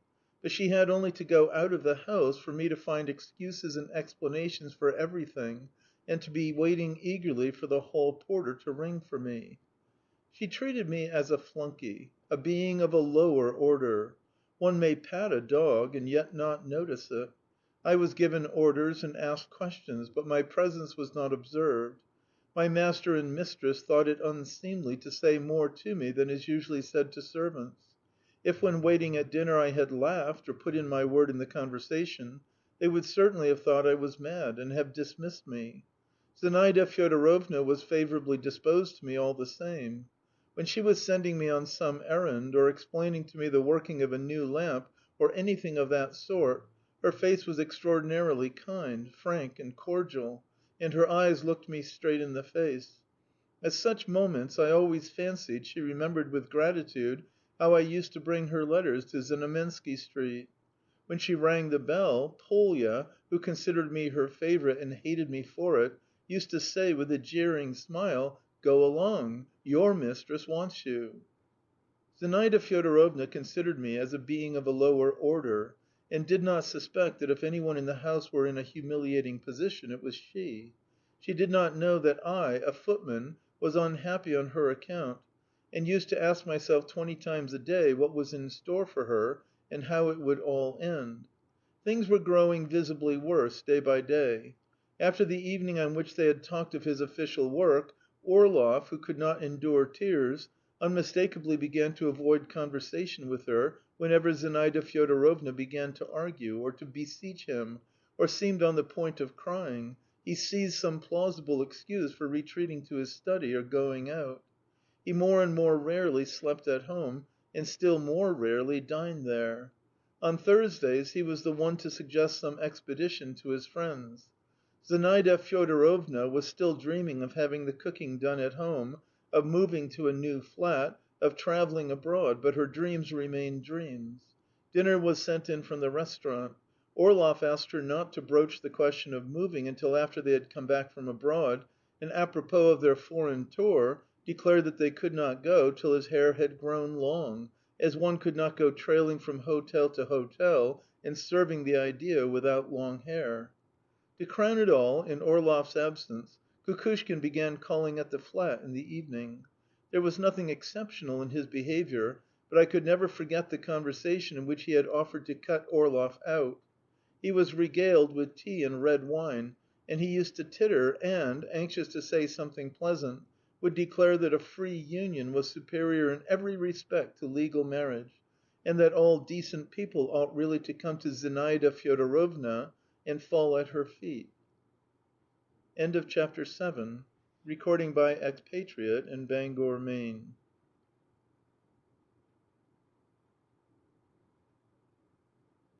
Chapter 8. Christmas was spent drearily in vague anticipations of calamity. On New Year's Eve Orlov unexpectedly announced at breakfast that he was being sent to assist a senator who was on a revising commission in a certain province. "I don't want to go, but I can't find an excuse to get off," he said with vexation. "I must go. There's nothing for it." Such news instantly made Zinaida Fyodorovna's eyes look red. "Is it for long?" she asked. "5 days or so." "I am glad, really, you are going," she said after a moment's thought. "It will be a change for you. You will fall in love with someone on the way, and tell me about it afterwards." At every opportunity she tried to make Orlov feel that she did not restrict his liberty in any way, and that he could do exactly as he liked; and this artless, transparent strategy deceived no one, and only unnecessarily reminded Orlov that he was not free. "I am going this evening," he said, and began reading the paper. Zinaida Fyodorovna wanted to see him off at the station, but he dissuaded her, saying that he was not going to America, and not going to be away 5 years, but only 5 days, possibly less. The parting took place between 7 and 8. He put one arm round her, and kissed her on the lips and on the forehead. "Be a good girl, and don't be depressed while I am away," he said, in a warm, affectionate tone which touched even me. "God keep you." She looked greedily into his face, to stamp his dear features on her memory, then she put her arms gracefully round his neck and laid her head on his breast. "Forgive me our misunderstanding," she said in French. "Husband and wife cannot help quarrelling if they love each other, and I love you madly. Don't forget me. Wire to me often and fully." Orlov kissed her once more, and, without saying a word, went out in confusion. When he heard the click of the lock as the door closed, he stood still in the middle of the staircase in hesitation and glanced upwards. It seemed to me that if a sound had reached him at that moment from above, he would have turned back. But all was quiet. He straightened his coat and went downstairs irresolutely. The sledges had been waiting a long while at the door. Orlov got into one, I got into the other with 2 portmanteaus. It was a hard frost, and there were fires smoking at the crossroads. The cold wind nipped my face and hands and took my breath away as we drove rapidly along, and closing my eyes, I thought what a splendid woman she was. How she loved him! Even useless rubbish is collected in the courtyards nowadays and used for some purpose; even broken glass is considered a useful commodity; but something so precious, so rare, as the love of a refined, young, intelligent, and good woman is utterly thrown away and wasted. One of the early sociologists regarded every evil passion as a force which might by judicious management be turned to good, while among us even a fine, noble passion springs up and dies away in impotence, turned to no account, misunderstood or vulgarized. Why is it? The sledges stopped unexpectedly. I opened my eyes, and I saw that we had come to a standstill in Sergeyevsky Street, near a big house where Pekarsky lived. Orlov got out of the sledge and vanished into the entry. 5 minutes later Pekarsky's footman came out, bareheaded, and, angry with the frost, shouted to me: "Are you deaf?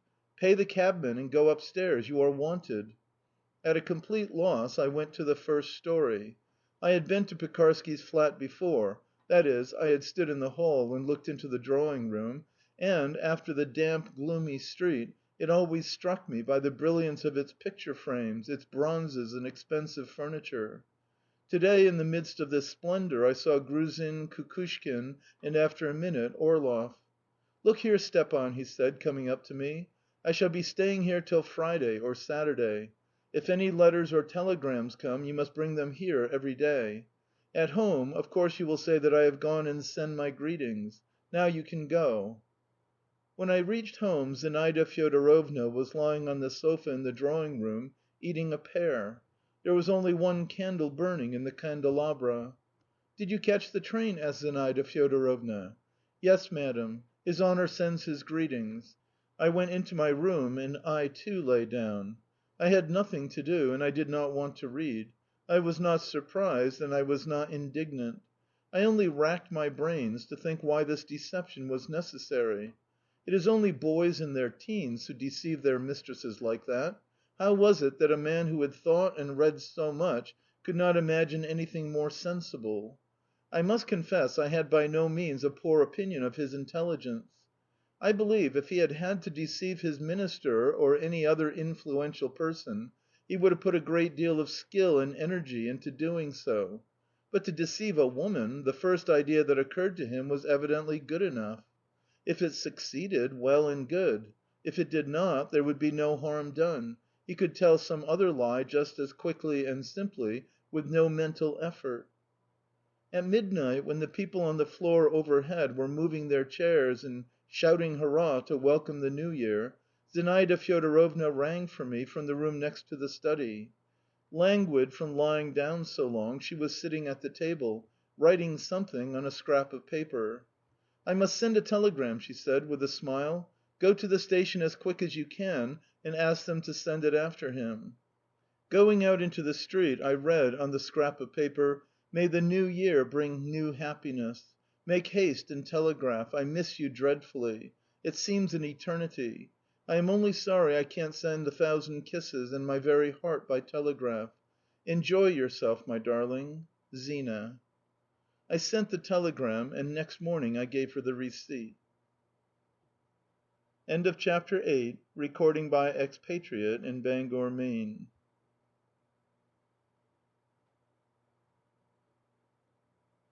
Chapter 9.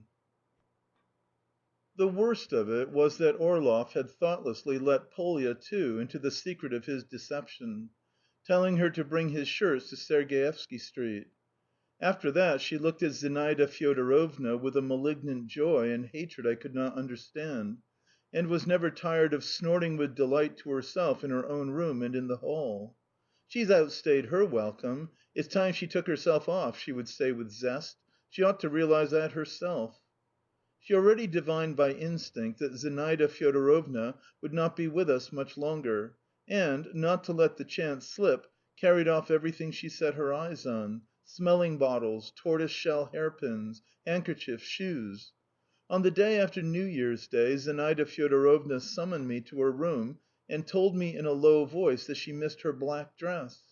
And then she walked through all the rooms with a pale, frightened, and indignant face, talking to herself.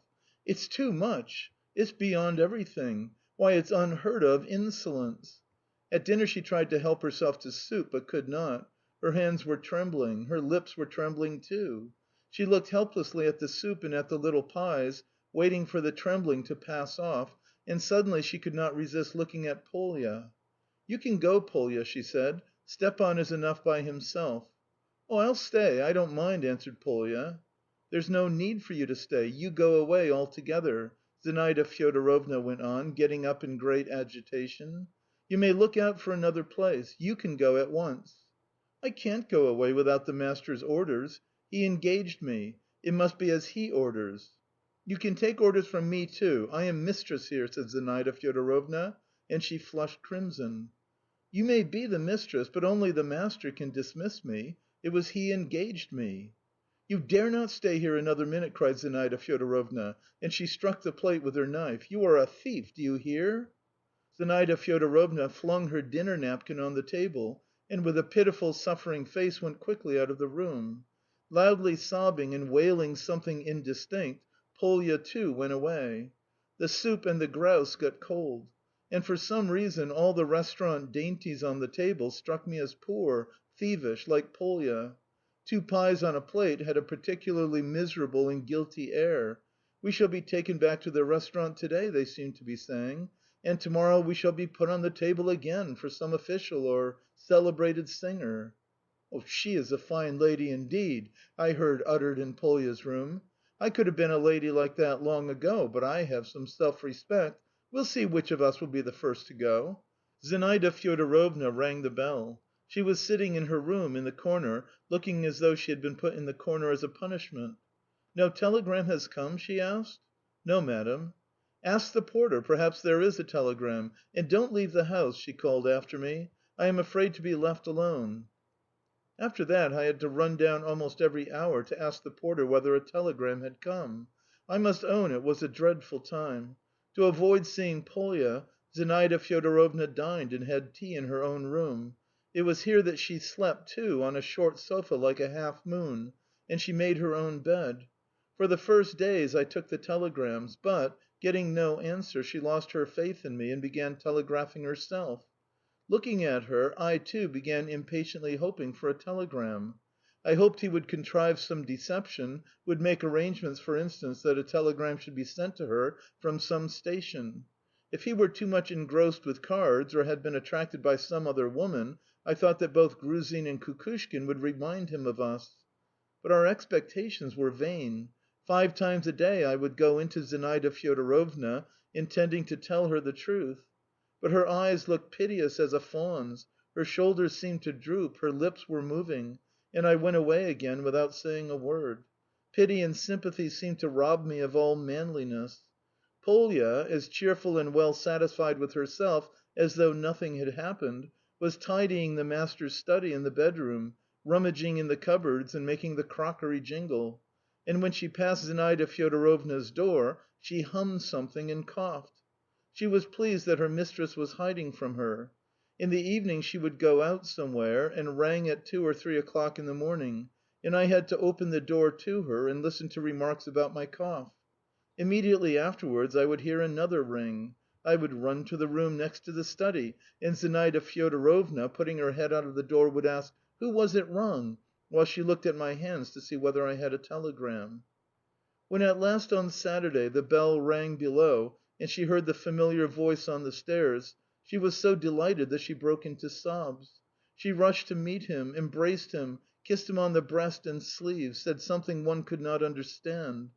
The hall porter brought up the portmanteaus. Polya's cheerful voice was heard. It was as though someone had come home for the holidays. "Why didn't you wire?" asked Zinaida Fyodorovna, breathless with joy.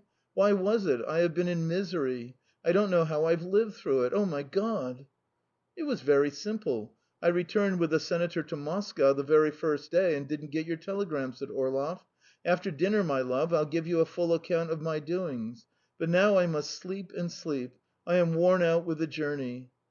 It was evident that he had not slept all night. He had probably been playing cards and drinking freely. Zinaida Fyodorovna put him to bed, and we all walked about on tiptoe all that day. The dinner went off quite satisfactorily, but when they went into the study and had coffee, the explanation began. Zinaida Fyodorovna began talking of something rapidly in a low voice. She spoke in French, and her words flowed like a stream. Then I heard a loud sigh from Orlov, and his voice.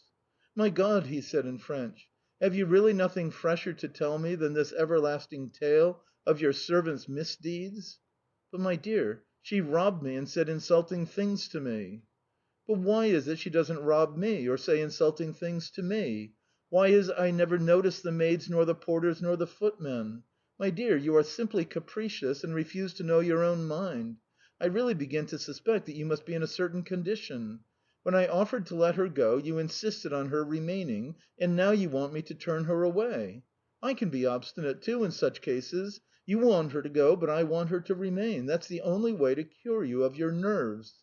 "Oh, very well," said Zinaida Fyodorovna in alarm. "Let us say no more about that. Let us put it off till tomorrow. Now tell me about Moscow. What is going on in Moscow?" End of chapter 9. Recording by Expatriate in Bangor, Maine.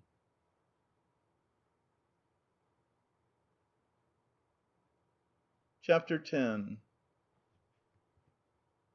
After lunch next day (it was the 7th of January, St. John the Baptist's Day), Orlov put on his black dress coat and his decoration to go to visit his father and congratulate him on his name day. He had to go at 2 o'clock, and it was only 1:30 when he had finished dressing. What was he to do for that half hour? He walked about the drawing room, declaiming some congratulatory verses which he had recited as a child to his father and mother. Zinaida Fyodorovna, who was just going out to a dressmaker's or to the shops, was sitting, listening to him with a smile.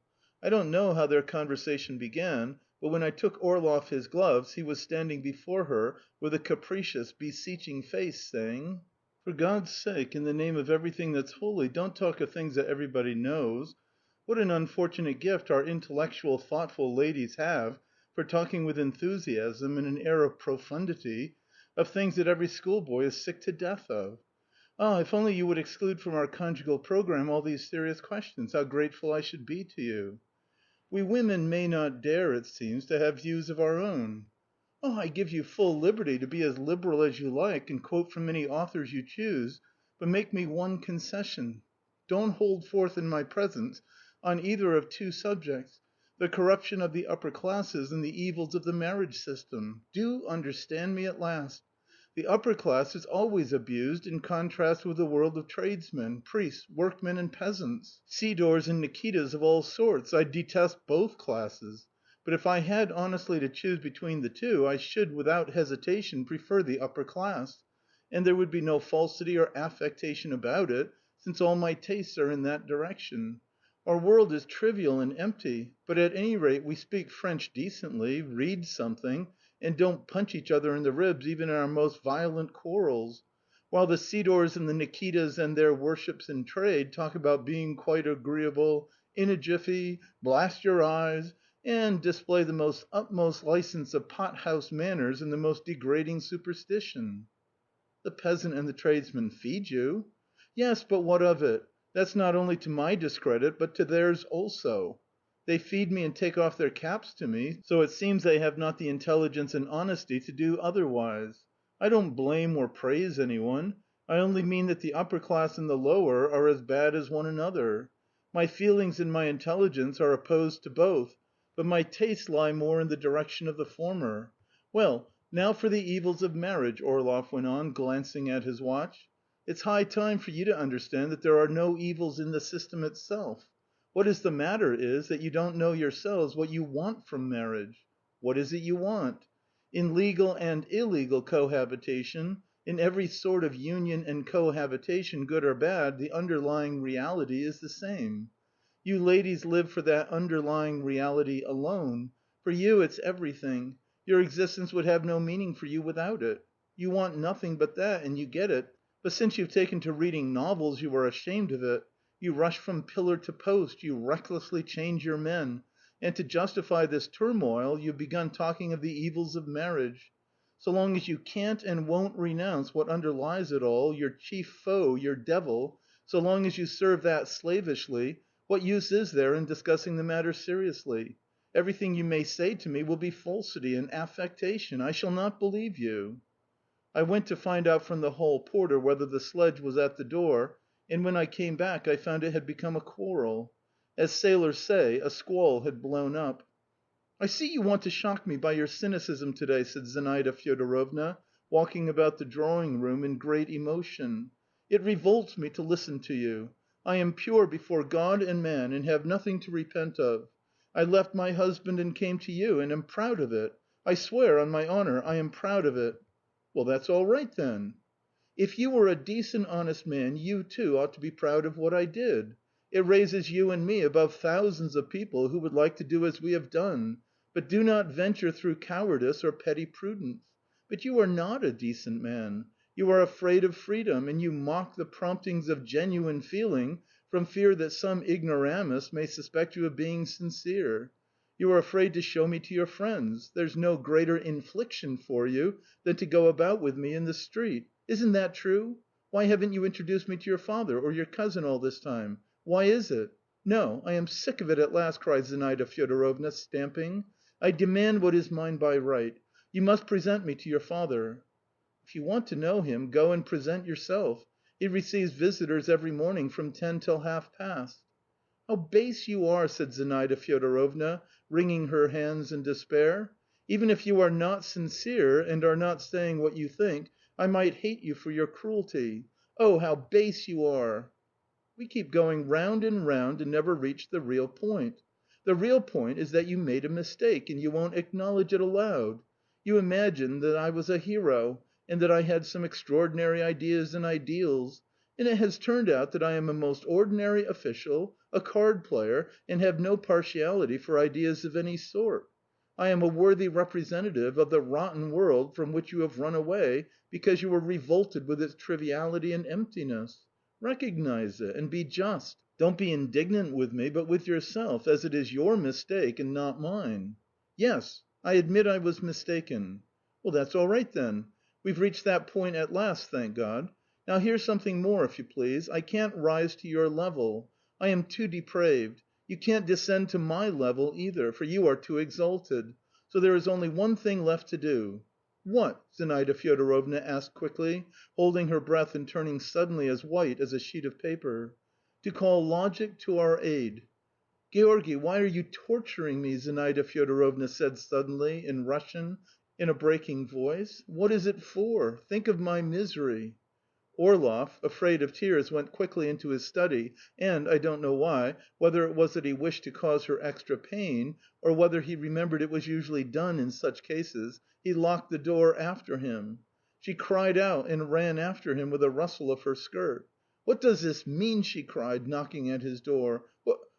What does this mean?" she repeated in a shrill voice, breaking with indignation.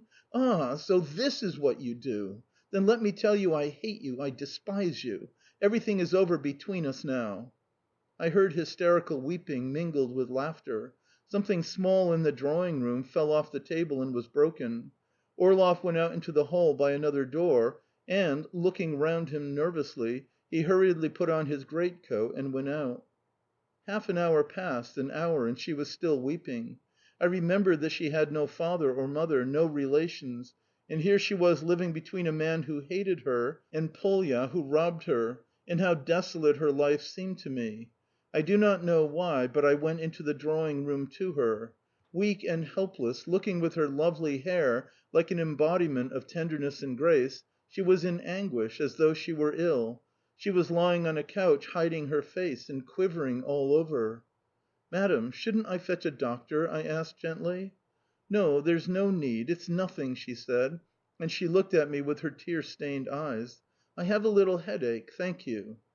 I went out, and in the evening she was writing letter after letter, and sent me out first to Pekarsky, then to Gruzin, then to Kukushkin, and finally anywhere I chose, if only I could find Orlov and give him the letter. Every time I came back with the letter she scolded me, entreated me, thrust money into my hand as though she were in a fever. And all the night she did not sleep, but sat in the drawing room talking to herself. Orlov returned to dinner next day, and they were reconciled. The first Thursday afterwards Orlov complained to his friends of the intolerable life he led. He smoked a great deal, and said with irritation, "It is no life at all, it's the rack. Tears, wailing, intellectual conversations, begging for forgiveness, again tears and wailing, and the long and the short of it is that I have no flat of my own now. I am wretched, and I make her wretched. Surely I haven't to live another month or two like this? How can I? But yet I may have to." "Why don't you speak then?" said Pekarsky. "I've tried, but I can't. One can boldly tell the truth, whatever it may be, to an independent, rational man, but in this case one has to do with a creature who has no will, no strength of character, and no logic. I cannot endure tears; they disarm me. When she cries, I am ready to swear eternal love and cry myself." Pekarsky did not understand. He scratched his broad forehead in perplexity and said: "You really had better take another flat for her. It's so simple." "She wants me, not the flat. But what's the good of talking?" sighed Orlov. "I only hear endless conversations, but no way out of my position. It certainly is a case of being guilty without guilt. I don't claim to be a mushroom, but it seems I've got to go into the basket. The last thing I've ever set out to be is a hero. I never could endure Turgenev's novels, and now all of a sudden, as though to spite me, I've heroism forced upon me. I assure her on my honour that I'm not a hero at all. I adduce irrefutable proofs of the same, but she doesn't believe me. Why doesn't she believe me? I suppose I really must have something of the appearance of a hero." "You go off on a tour of inspection in the provinces," said Kukushkin, laughing. "Yes, that's the only thing left for me." A week after this conversation, Orlov announced that he was again ordered to attend the senator, and the same evening he went off with his portmanteaus to Pekarsky. Chapter 11. Recording by Expatriate in Bangor, Maine.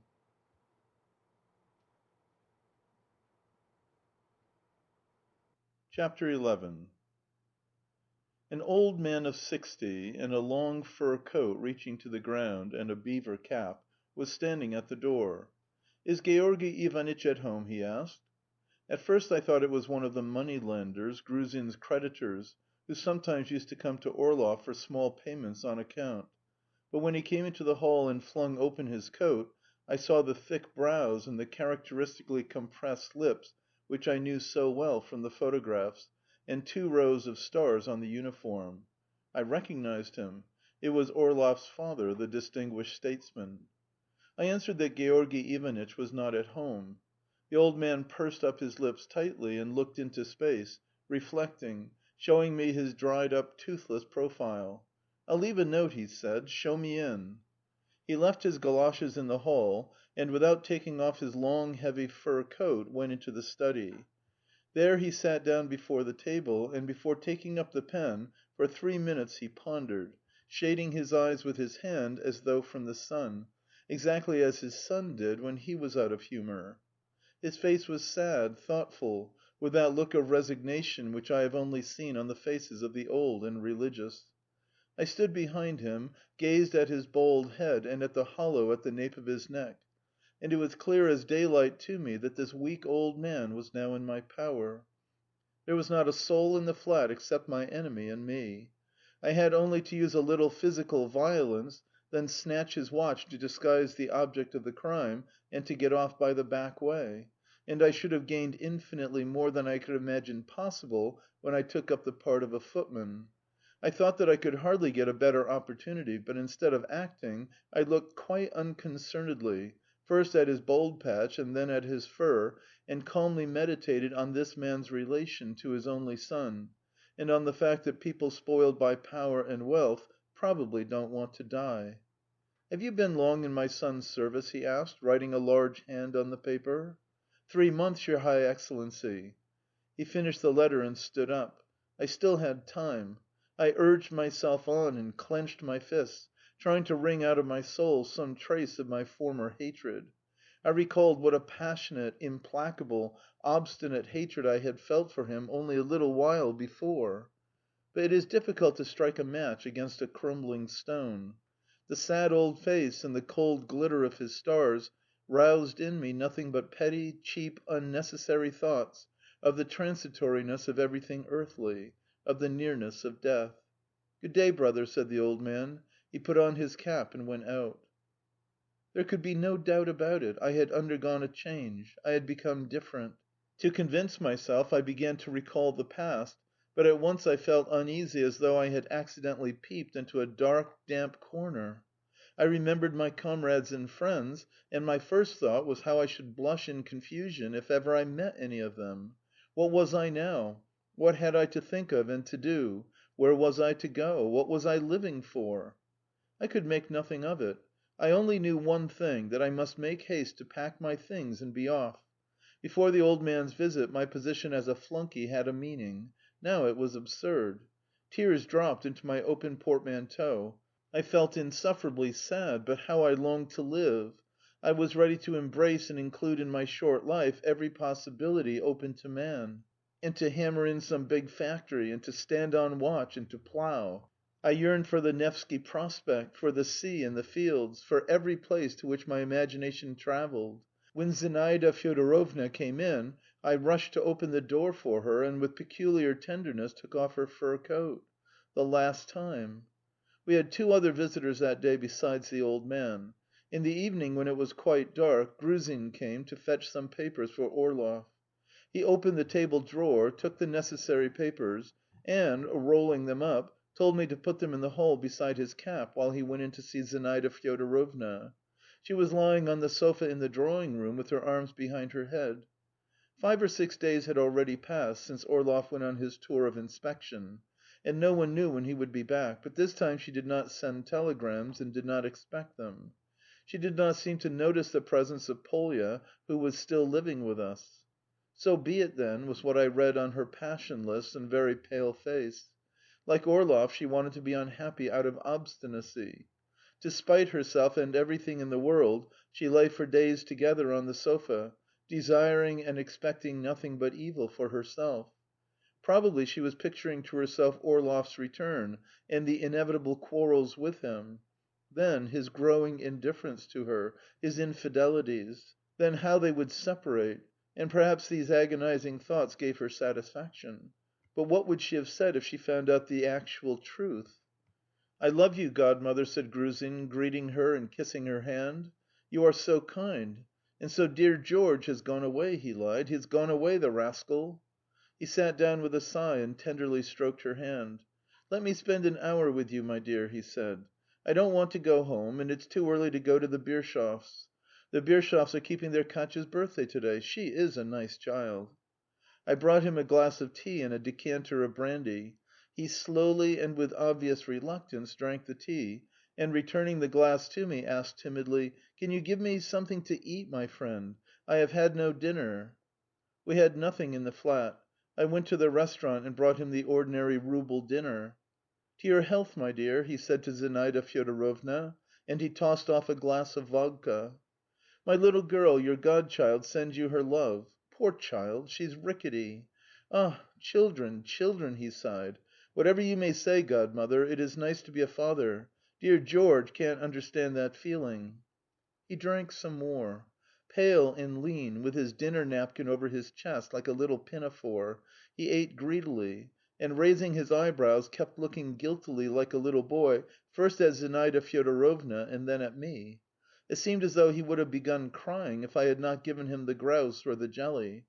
When he had satisfied his hunger he grew more lively, and began laughingly telling some story about the Birshov household. But perceiving that it was tiresome, and that Zinaida Fyodorovna was not laughing, he ceased. And there was a sudden feeling of dreariness. After he had finished his dinner they sat in the drawing room by the light of a single lamp and did not speak. It was painful to him to lie to her, and she wanted to ask him something, but could not make up her mind to. So passed half an hour. Gruzin glanced at his watch. "I suppose it's time for me to go."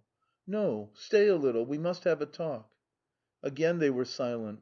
He sat down to the piano, struck one chord, then began playing and sang softly, "What does the coming day bring me?" But as usual he got up suddenly and tossed his head. "Play something," Zinaida Fyodorovna asked him. "What shall I play?" he asked, shrugging his shoulders. "I have forgotten everything. I've given it up long ago." Looking at the ceiling as though trying to remember, he played two pieces of Tchaikovsky with exquisite expression, with such warmth, such insight. His face was just as usual, neither stupid nor intelligent, and it seemed to me a perfect marvel that a man whom I was accustomed to see in the midst of the most degrading, impure surroundings was capable of such purity, of rising to a feeling so lofty, so far beyond my reach. Zinaida Fyodorovna's face glowed, and she walked about the drawing room in emotion. "Wait a bit, Godmother. If I can remember it, I will play you something," he said. "I heard it played on the violoncello." Beginning timidly and picking out the notes, and then gathering confidence, he played Saint-Saëns' Swan Song. He played it through, and then played it a second time. "It's nice, isn't it?" he said. Moved by the music, Zinaida Fyodorovna stood beside him and asked: "Tell me honestly, as a friend, what do you think about me?" "What am I to say?" he said, raising his eyebrows. "I love you and think nothing but good of you. But if you wish that I should speak generally about the question that interests you," he went on, rubbing his sleeve near the elbow and then frowning, "then, my dear, you know, to follow freely the promptings of the heart does not always give good people happiness. To feel free and at the same time to be happy, it seems to me, one must not conceal from oneself that life is coarse, cruel, and merciless in its conservatism, and one must retaliate with what it deserves. That is, be as coarse and as merciless in one's striving for freedom. That's what I think." "Oh, that's beyond me," said Zinaida Fyodorovna with a mournful smile. "I am exhausted already.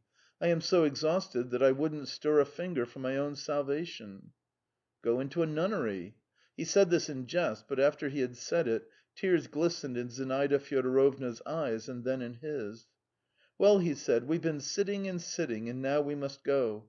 Good bye, dear Godmother. God give you health." He kissed both her hands, and stroking them tenderly, said that he would certainly come to see her again in a day or two.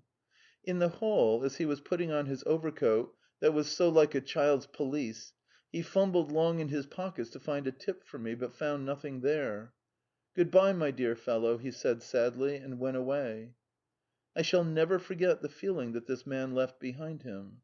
Zinaida Fyodorovna still walked about the room in her excitement. That she was walking about and not still lying down was so much to the good. I wanted to take advantage of this mood, to speak to her openly and then to go away, but I had hardly seen Gruzin out when I heard a ring. It was Kukushkin. "Is Georgy Ivanitch at home?" he said. "Has he come back? You say no? What a pity! In that case I'll go in and kiss your mistress's hand and so away. Zinaida Fyodorovna, may I come in?" he cried. "I want to kiss your hand. Excuse my being so late." He was not long in the drawing room, not more than 10 minutes, but I felt as though he were staying a long while and would never go away. I bit my lips from indignation and annoyance, and already hated Zinaida Fyodorovna. Why does she not turn him out? I thought indignantly, though it was evident that she was bored by his company. When I held his fur coat for him, he asked me, as a mark of special goodwill, how I managed to get on without a wife. "But I don't suppose you waste your time," he said laughingly. "I've no doubt Polya and you are as thick as thieves, you rascal!" In spite of my experience of life, I knew very little of mankind at that time, and it is very likely that I often exaggerated what was of little consequence and failed to observe what was important. It seemed to me that it was not without motive that Kukushkin tittered and flattered me.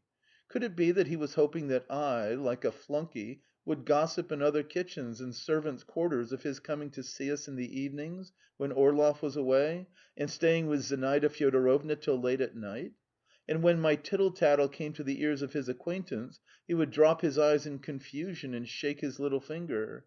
And would not he, I thought, looking at his little honeyed face, this very evening at cards pretend and perhaps declare that he had already won Zinaida Fyodorovna from Orlov?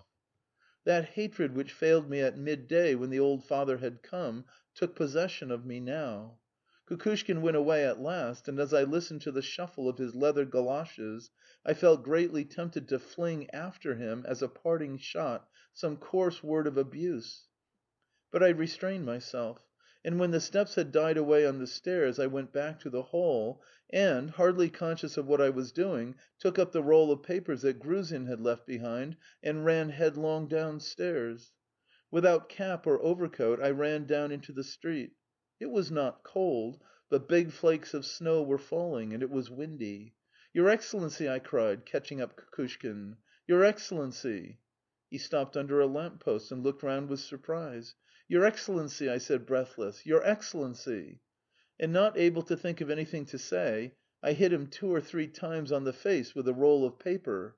Completely at a loss and hardly wondering I had so completely taken him by surprise he leaned his back against the lamp-post and put up his hands to protect his face. At that moment an army doctor passed and saw how I was beating the man, but he merely looked at us in astonishment and went on. I felt ashamed, and I ran back to the house. End of chapter 11. Recording by Expatriate in Bangor, Maine.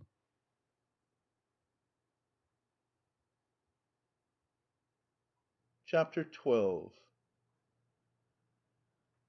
With my head wet from the snow and gasping for breath, I ran to my room and immediately flung off my swallow tails, put on a reefer jacket and an overcoat, and carried my portmanteau out into the passage.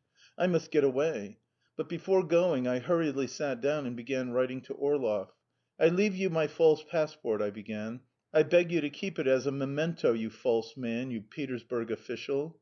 To steal into another man's house under a false name, to watch under the mask of a flunky this person's intimate life, to hear everything, to see everything in order later on, unasked, to accuse a man of lying all this, you will say, is on a level with theft.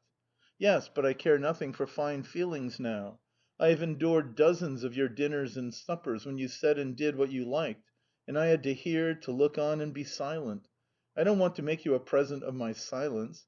Besides, if there is not a living soul at hand who dares to tell you the truth without flattery, let your flunky Stepan wash your magnificent countenance for you." I did not like this beginning, but I did not care to alter it. Besides, what did it matter? The big windows with their dark curtains, the bed, the crumpled dress coat on the floor, and my wet footprints looked gloomy and forbidding, and there was a peculiar stillness. Possibly because I had run out into the street without my cap and goloshes, I was in a high fever. My face burned, my legs ached, my heavy head drooped over the table, and there was that kind of division in my thought when every idea in the brain seemed dogged by its shadow. "I am ill, weak, morally cast down," I went on. "I cannot write to you as I should like to. From the first moment I desired to insult and humiliate you, but now I do not feel that I have the right to do so. You and I have both fallen, and neither of us will ever rise up again. And even if my letter were eloquent, terrible, and passionate, it would still seem like beating on the lid of a coffin. However one knocks upon it, one will not wake up the dead. No efforts could warm your accursed cold blood, and you know that better than I do. Why write? But my mind and heart are burning, and I go on writing. For some reason I am moved as though this letter still might save you and me. I am so feverish that my thoughts are disconnected, and my pen scratches the paper without meaning. But the question I want to put to you stands before me as clear as though in letters of flame. Why I am prematurely weak and fallen is not hard to explain. Like Samson of old, I have taken the gates of Gaza on my shoulders to carry them to the top of the mountain. And only when I was exhausted, when youth and health were quenched in me forever, I noticed that that burden was not for my shoulders, and that I had deceived myself. I have been, moreover, in cruel and continual pain. I have endured cold, hunger, illness, and loss of liberty. Of personal happiness I know and have known nothing. I have no home, my memories are bitter, and my conscience is often in dread of them. But why have you fallen? You? What fatal, diabolical causes hindered your life from blossoming into full flower? Why, almost before beginning life, were you in such haste to cast off the image and likeness of God, and to become a cowardly beast who backs and scares others because he is afraid himself? You are afraid of life, as afraid of it as an Oriental who sits all day on a cushion, smoking his hookah. Yes, you read a great deal, and a European coat fits you well, but yet with what tender, purely Oriental, pasha-like care you protect yourself from hunger, cold, physical effort, from pain and uneasiness. How early your soul has taken to its dressing gown! What a cowardly part you have played towards real life and nature, with which every healthy and normal man struggles. How soft, how snug, how warm, how comfortable, and how bored you are! Yes, it is deathly boredom, unrelieved by one ray of light, as in solitary confinement. But you try to hide from that enemy too. You play cards 8 hours out of 24. And your irony? Oh, but how well I understand it! Free, bold, living thought is searching and dominating. For an indolent, sluggish mind it is intolerable. That it may not disturb your peace, like thousands of your contemporaries, you make haste in youth to put it under bar and bolt. Your ironical attitude to life, or whatever you like to call it, is your armour. And your thought, fettered and frightened, dare not leap over the fence you have put round it. And when you jeer at ideas which you pretend to know all about, you are like the deserter fleeing from the field of battle, and to stifle his shame, sneering at war and at valour. Cynicism stifles pain. In some novel of Dostoevsky's an old man tramples underfoot the portrait of his dearly loved daughter because he had been unjust to her, and you vent your foul and vulgar jeers upon the ideas of goodness and truth because you have not the strength to follow them. You are frightened of every honest and truthful hint at your degradation, and you purposely surround yourself with people who do nothing but flatter your weaknesses. And you may well dread the sight of tears. By the way, your attitude to women. Shamelessness has been handed down to us in our flesh and blood, and we are trained to shamelessness, but that is what we are men for, to subdue the beast in us. When you reached manhood and all ideas became known to you, you could not have failed to see the truth. You knew it, but you did not follow it. You were afraid of it, and to deceive your conscience, you began loudly assuring yourself that it was not you, but woman that was to blame, that she was as degraded as your attitude to her. your cold, scabrous anecdotes, your coarse laughter, all your innumerable theories concerning the underlying reality of marriage and the definite demands made upon it, concerning the 10 sous the French workman pays his woman, your everlasting attacks on female logic, lying, weakness, and so on, doesn't it all look like a desire at all costs to force woman down into the mud that she may be on the same level as your attitude to her? You are a weak, unhappy, unpleasant person." Zinaida Fyodorovna began playing the piano in the drawing room, trying to recall the song of Saint-Saëns that Gruzin had played. I went and lay on my bed, but remembering that it was time for me to go, I got up with an effort, and with a heavy, burning head went to the table again. "But this is the question," I went on. "Why are we worn out? Why are we at first so passionate, so bold, so noble, and so full of faith, complete bankrupts at 30 or 35? Why does one waste in consumption, another put a bullet through his brains, a third seeks forgetfulness in vodka and cards, while the fourth tries to stifle his fear and misery by cynically trampling underfoot the pure image of his fair youth? Why is it that, having once fallen, we do not try to rise up again, and, losing one thing, do not seek something else? Why is it? The thief hanging on the cross could bring back the joy of life and the courage of confident hope, though perhaps he had not more than an hour to live. You have long years before you, and I shall probably not die so soon as one might suppose. What if by a miracle the present turned out to be a dream, a horrible nightmare, and we should wake up renewed, pure, strong, proud of our righteousness? Sweet visions fire me, and I am almost breathless with emotion. I have a terrible longing to live. I long for our life to be holy, lofty, and majestic as the heavens above. Let us live. The sun doesn't rise twice a day, and life is not given us again. Clutch at what is left of your life and save it." I did not write another word. I had a multitude of thoughts in my mind, but I could not connect them and get them onto paper. Without finishing the letter, I signed it with my name and rank, and went into the study. It was dark. I felt for the table and put the letter on it. I must have stumbled against the furniture in the dark and made a noise. "Who is there?" I heard an alarmed voice in the drawing room, and the clock on the table softly struck 1 at the moment. End of chapter 12. Recording by Expatriate in Bangor, Maine.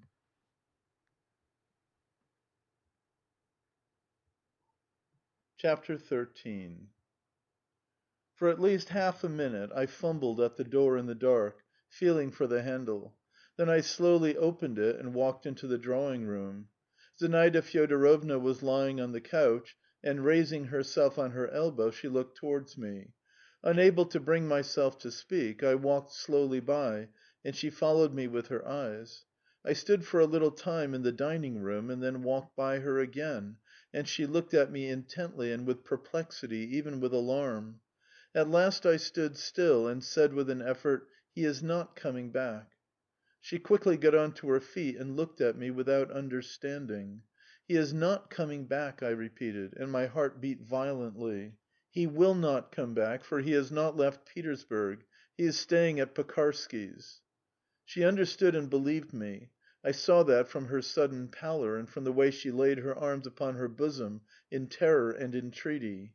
In one instant all that had happened of late flashed through her mind. She reflected, and with pitiless clarity she saw the whole truth.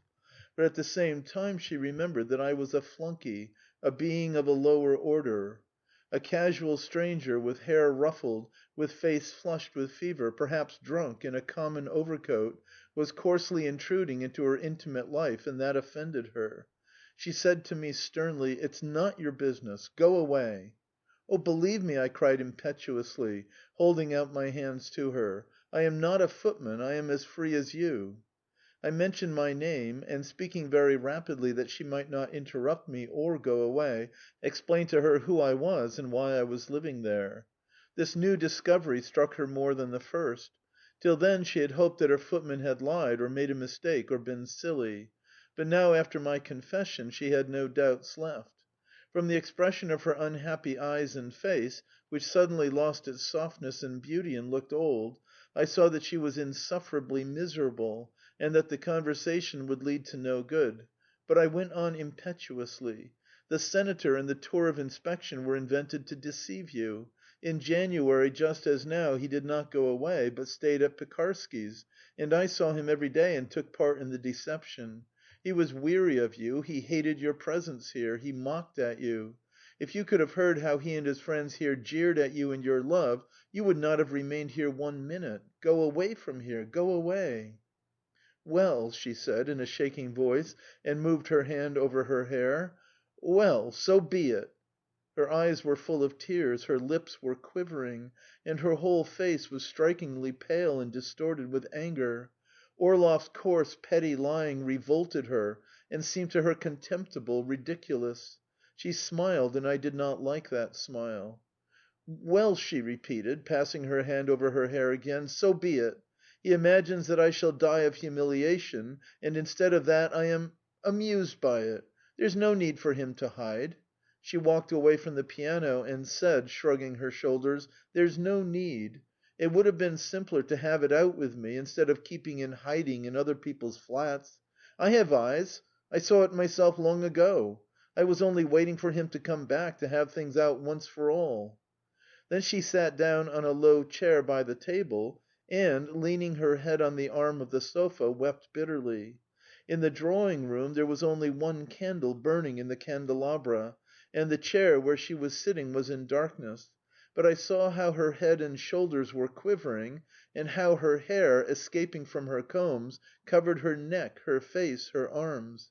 Her quiet, steady weeping, which was not hysterical, but a woman's ordinary weeping, expressed a sense of insult, of wounded pride, of injury, and of something helpless, hopeless, which one could not set right, and to which one could not get used. Her tears stirred an echo in my troubled and suffering heart. I forgot my illness and everything else in the world. I walked about the drawing room and muttered distractedly: "Is this life? Oh, one can't go on living like this, one can't. Oh, it's madness, wickedness, not life." "What humiliation!" she said through her tears. "To live together, to smile at me at the very time when I was burdensome to him, ridiculous in his eyes. Oh, how humiliating!" She lifted up her head, and looking at me with tear-stained eyes through her hair, wet with her tears, and pushing it back as it prevented her seeing me, she asked: "They laughed at me?" "To these men you were laughable, you and your love and Turgenev. They said your head was full of him. And if we both die at once in despair, that will amuse them too. They will make a funny anecdote of it and tell it at your requiem service. But why talk of them?" I said impatiently. "We must get away from here. I cannot stay here 1 minute longer." She began crying again, while I walked to the piano and sat down. "What are we waiting for?" I asked dejectedly. "It's 2 o'clock." "I am not waiting for anything," she said. "I am utterly lost." "Why do you talk like that? We had better consider together what we are to do. Neither you nor I can stay here. Where do you intend to go?" Suddenly there was a ring at the bell. My heart stood still. Could it be Orlov, to whom perhaps Kukushkin had complained of me? How should we meet? I went to open the door. It was Polya. She came in shaking the snow off her pelisse, and went into her room without saying a word to me. When I went back to the drawing room, Zinaida Fyodorovna, pale as death, was standing in the middle of the room, looking towards me with big eyes. "Who was it?" she asked softly. "Polya," I answered. She passed her hand over her hair and closed her eyes wearily. "I will go away at once," she said. "Will you be kind and take me to the Petersburg Side? What time is it now?" "3:15." End of chapter 13. Recording by Expatriate in Bangor, Maine.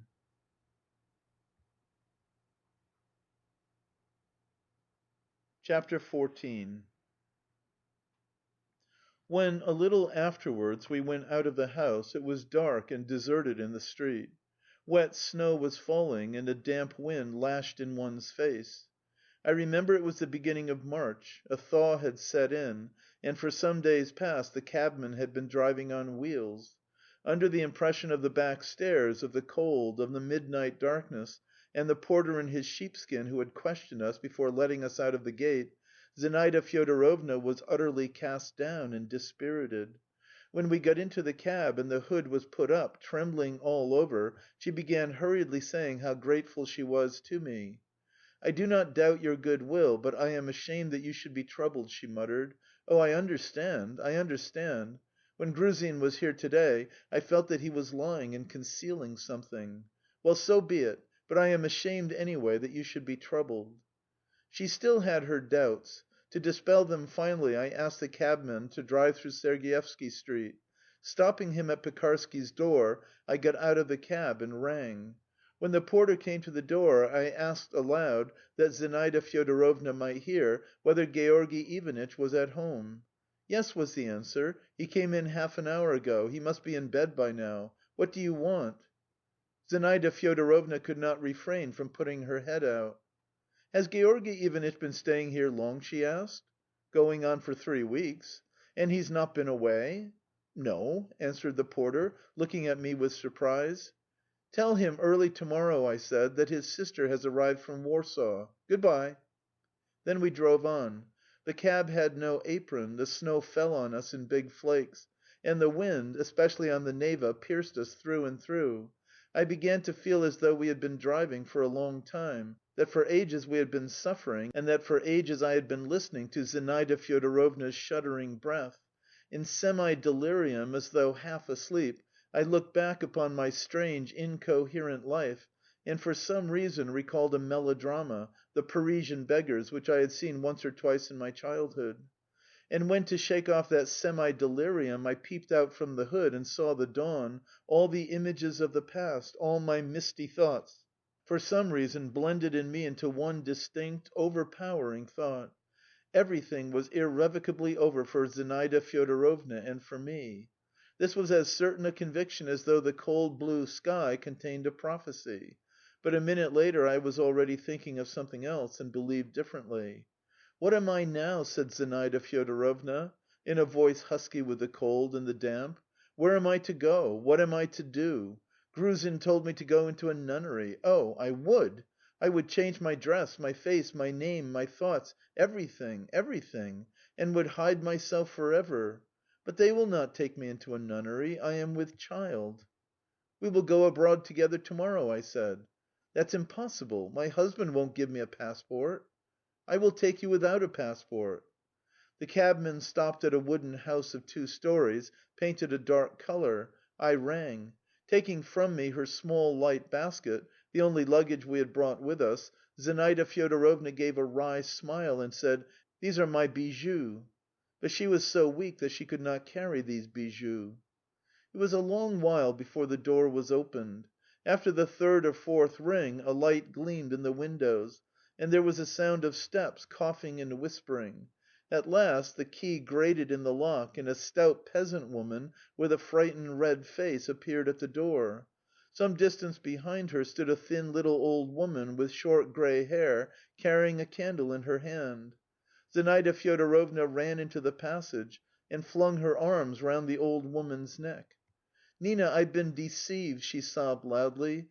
"I've been coarsely, foully deceived. Nina, Nina!" I handed the basket to the peasant woman. The door was closed, but still I heard her sobs and the cry "Nina." I got into the cab and told the man to drive slowly to the Nevsky Prospect. I had to think of a night's lodging for myself.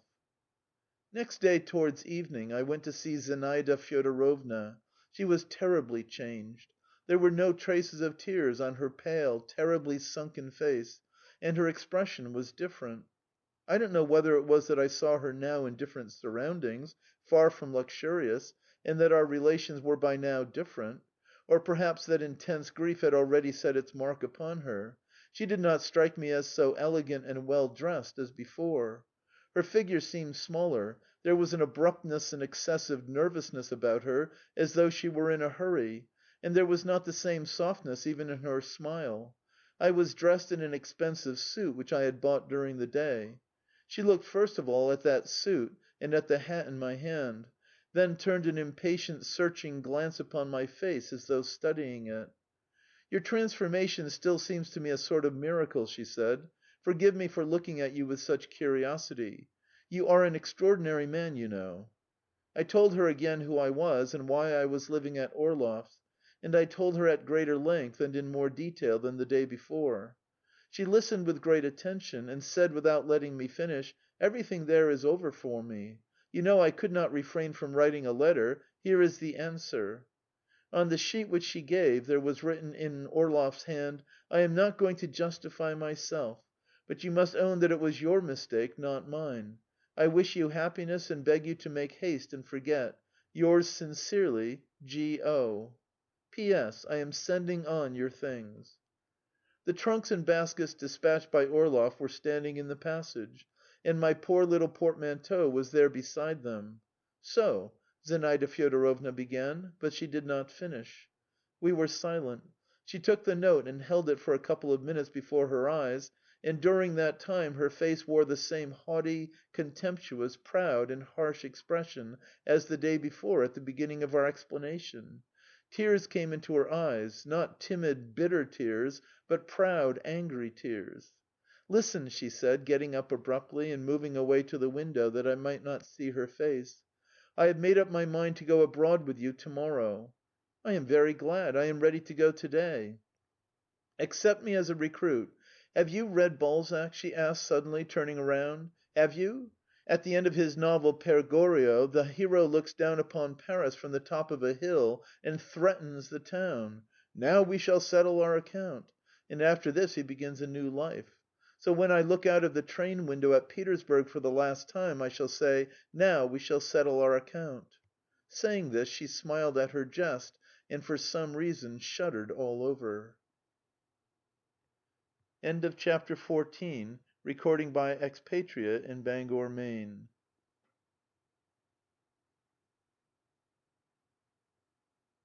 Chapter 15.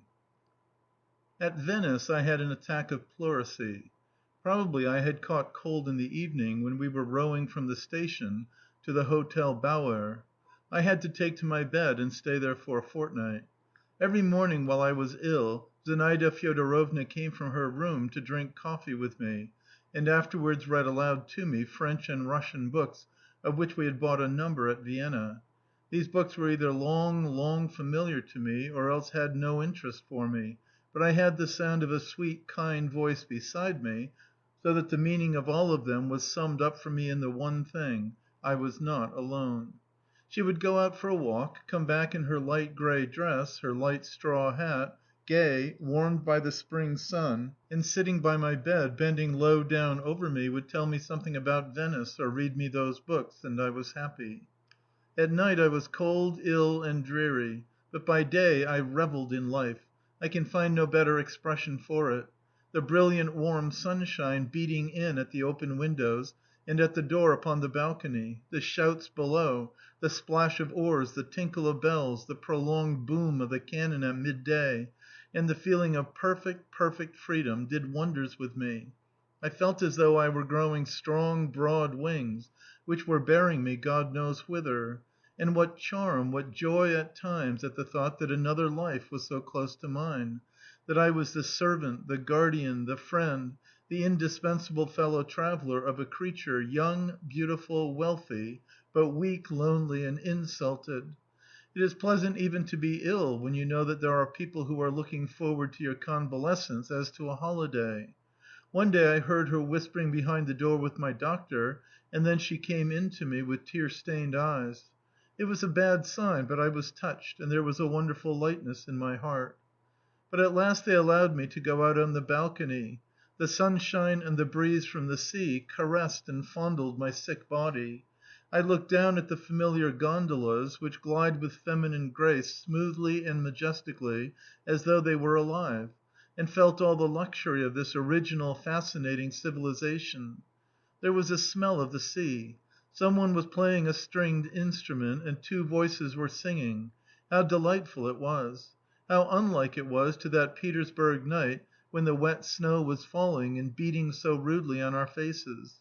If one looks straight across the canal one sees the sea, and on the wide expanse towards the horizon the sun glittered on the water so dazzlingly that it hurt one's eyes to look at it. My soul yearned towards that lovely sea, which was so akin to me, and to which I had given up my youth. I longed to live, and nothing more. A fortnight later I began walking freely.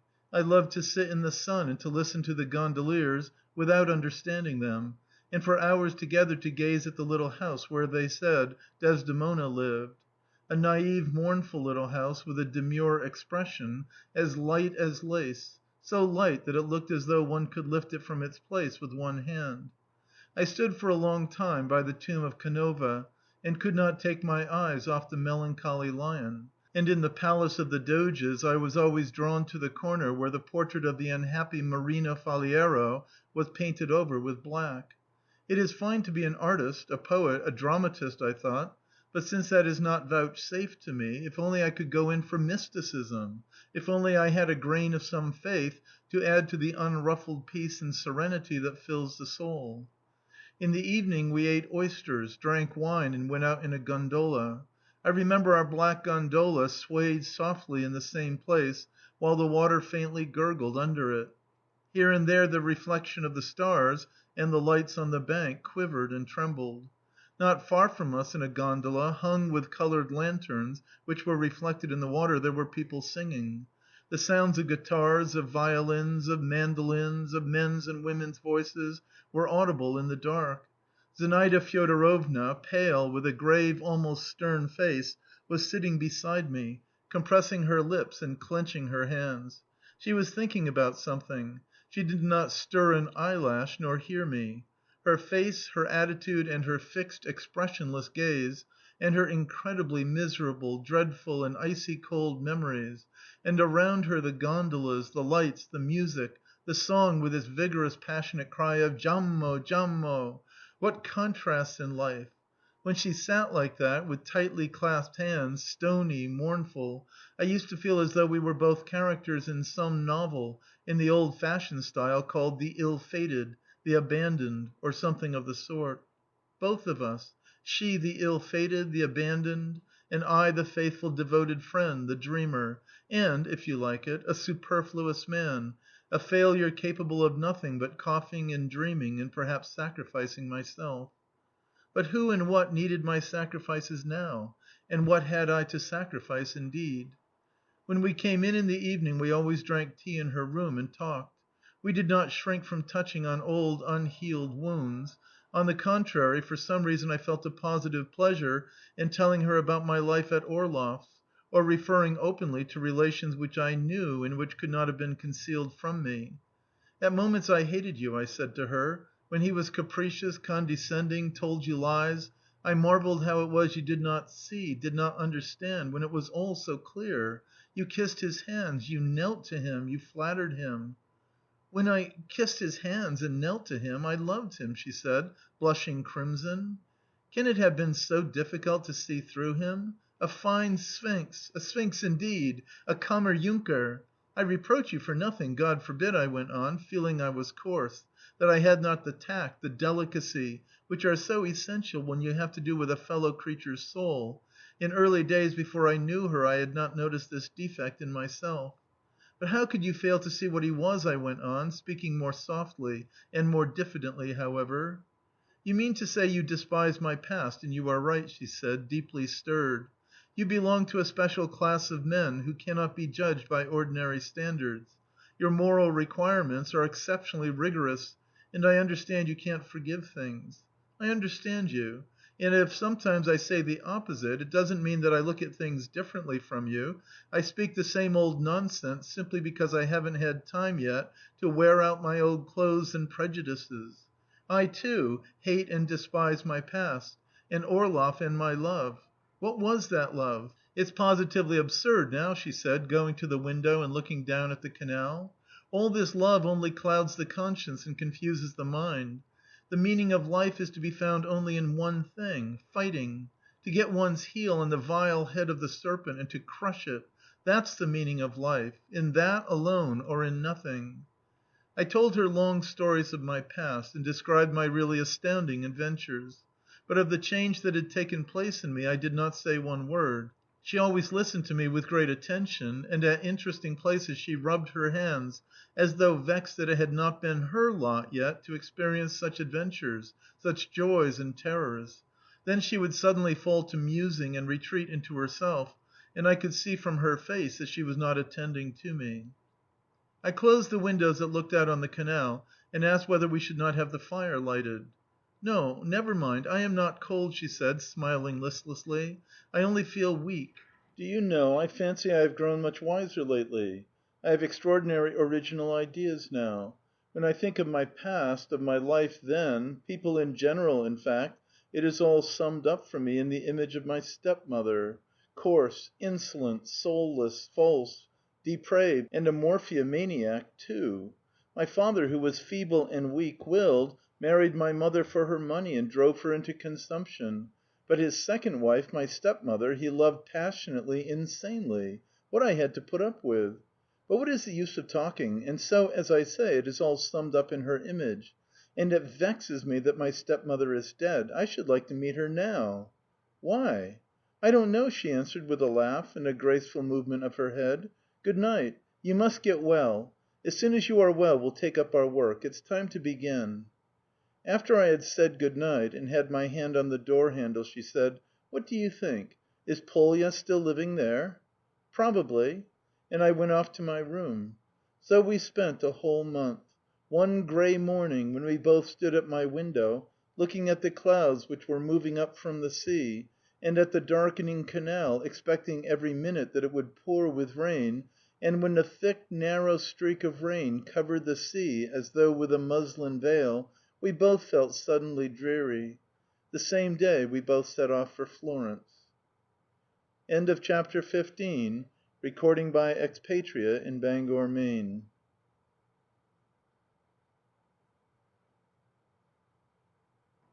Chapter 16. It was autumn at Nice. One morning when I went into her room she was sitting on a low chair, bent together and huddled up, with her legs crossed and her face hidden in her hands. She was weeping bitterly, with sobs, and her long unbrushed hair fell on her knees. The impression of the exquisite, marvellous sea which I had only just seen, and of which I wanted to tell her, left me all at once, and my heart ached. "What is it?" I asked. She took one hand from her face and motioned me to go away. "What is it?" I repeated, and for the first time during our acquaintance I kissed her hand. "No, it's nothing, nothing," she said quickly. "Oh, it's nothing, nothing. Go away. You see, I am not dressed." I went out overwhelmed. The calm and serene mood in which I had been for so long was poisoned by compassion. I had a passionate longing to fall at her feet, to entreat her not to weep in solitude, but to share her grief with me, and the monotonous murmur of the sea already sounded a gloomy prophecy in my ears, and I foresaw fresh tears, fresh troubles, and fresh losses in the future. What is she crying about? What is it, I wondered, recalling her face and her agonized look. I remembered she was with child. She tried to conceal her condition from other people, and also from herself. At home she went about in a loose wrapper, or in a blouse with extremely full folds over the bosom, and when she went out anywhere she laced herself in so tightly that on 2 occasions she fainted when we were out. She never spoke to me of her condition, and when I hinted that it might be as well to see a doctor, she flushed crimson and said not a word. When I went to see her next time she was already dressed and had her hair done. "There, there," I said, seeing that she was ready to cry again. "We had better go to the sea and have a talk." "I can't talk. Forgive me, I am in the mood now when one wants to be alone. And if you please, Vladimir Ivanitch, another time you want to come into my room, be so good as to give a knock at the door." That "be so good" had a peculiar, unfeminine sound. I went away. My accursed Petersburg mood came back, and all my dreams were crushed and crumpled up like leaves by the heat. I felt I was alone again, and there was no nearness between us. I was no more to her than that cobweb to that palm tree, which hangs on it by chance, and which will be torn off and carried away by the wind. I walked about the square where the band was playing, went into the casino. There I looked at overdressed and heavily perfumed women, and every one of them glanced at me as though she would say, "You are alone. That's all right." Then I went out on the terrace and looked for a long time at the sea.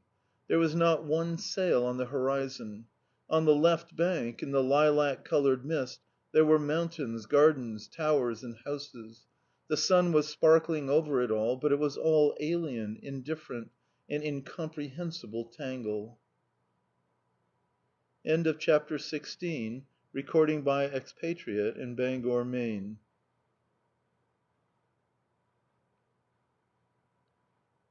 Chapter 17.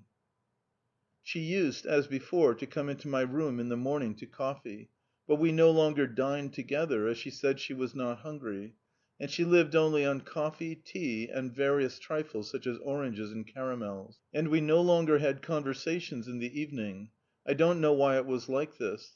Ever since the day when I had found her in tears, she had treated me somehow lightly, at times casually, even ironically, and for some reason called me "my good sir." What had before seemed to her terrible, heroic, marvellous, and had stirred her envy and enthusiasm, did not touch her now at all, and usually after listening to me she stretched and said, "Yes, great things were done in days of yore, my good sir." It sometimes happened even that I did not see her for days together. I would knock timidly and guiltily at her door and get no answer. I would knock again. Still silence. I would stand near the door and listen. Then the chambermaid would pass and say coldly, "Madame est partie." Then I would walk about the passages of the hotel, walk and walk. English people, full-bosomed ladies, waiters in swallow-tails. And as I keep gazing at the long striped rug that stretches the whole length of the corridor, the idea occurs to me that I am playing in the life of this woman a strange, probably false part, and that it is beyond my power to alter that part. I run to my room and fall on my bed and think, and can come to no conclusion, and all that is clear to me is that I want to live, and that the plainer and the colder and the harder her face grows, the nearer she is to me, and the more intensely and painfully I feel our kinship. Never mind, "my good sir," never mind her light, careless tone. Never mind anything you like, only don't leave me, my treasure. I am afraid to be alone. Then I go out into the corridor again, listen in a tremor. I have no dinner. I don't notice the approach of evening. At last, about 11, I hear the familiar footstep, and at the turn near the stairs Zinaida Fyodorovna comes into sight. "Are you taking a walk?" she would ask as she passes me. "You had better go out into the air. Good night." "But shall we not meet again to day?" "I think it's late, but as you like." "Tell me, where have you been?" I would ask, following her into the room. "Where? To Monte Carlo." She took 10 gold coins out of her pocket and said, "Look, my good sir, I have won. That's at roulette." "Oh, nonsense! As though you would gamble." "Why not? I am going again to morrow." I imagined her with a sick and morbid face, in her condition, tightly laced, standing near the gaming table in a crowd of cocottes, of old women in their dotage who swarm round the gold like flies round the honey. I remembered she had gone off to Monte Carlo for some reason, in secret from me. "I don't believe you," I said one day. "You wouldn't go there." "Don't agitate yourself. I can't lose much." "It's not the question of what you lose," I said with annoyance.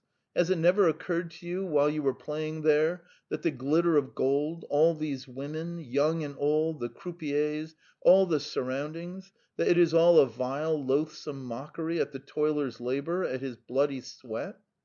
"Well, if one doesn't play, what is one to do here?" she asked. "The toiler's labour and his bloody sweat, all that eloquence you can put off till another time. But now, since you have begun, let me go on. Let me ask you bluntly, what is there for me to do here, and what am I to do?" "What are you to do?" I said, shrugging my shoulders. "That's a question that can't be answered straight off." "I beg you to answer me honestly, Vladimir Ivanitch," she said, and her face looked angry.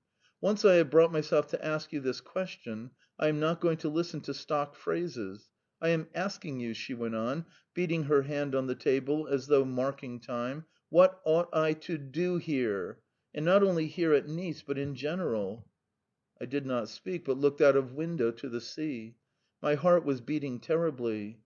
"Vladimir Ivanitch," she said softly and breathlessly. It was hard for her to speak. "Vladimir Ivanitch, if you do not believe in the cause yourself, if you no longer think of going back to it, why did you drag me out of Petersburg? Why did you make me promises? Why did you rouse mad hopes? Your convictions have changed, you have become a different man, and nobody blames you for it. Our convictions are not always in our power. But But, Vladimir Ivanitch, for God's sake, why are you not sincere?" she went on softly, coming up to me. "All these months when I have been dreaming aloud, raving, going into raptures over my plans, remodelling my life on a new pattern, why didn't you tell me the truth? Why were you silent or encouraged me by your stories, and behaved as though you were in complete sympathy with me? Why was it? Why was it necessary?" "It's difficult to acknowledge one's bankruptcy," I said, turning round, but not looking at her. "Yes, I have no faith. I am worn out. I have lost heart. It is difficult to be truthful, very difficult, and I held my tongue. God forbid that any one should have to go through what I have been through." I felt that I was on the point of tears and ceased speaking. "Vladimir Ivanitch," she said, and took me by both hands, "you have been through so much and seen so much of life. You know more than I do. Think seriously and tell me, what am I to do? Teach me. If you haven't the strength to go forward yourself and take others with you, at least show me where to go. After all, I am a living, feeling, thinking being. To sink into a false position, to play an absurd part, is painful to me. I don't reproach you, I don't blame you, I only ask you." Tea was brought in. "Well?" said Zinaida Fyodorovna, giving me a glass. "What do you say to me?" "There is more light in the world than you see through your window," I answered. "And there are other people besides me, Zinaida Fyodorovna." "Then tell me who they are," she said eagerly. "That's all I ask of you." "And I want to say, too," I went on, "one can serve an idea in more than one calling. If one has made a mistake and lost faith in one, one may find another.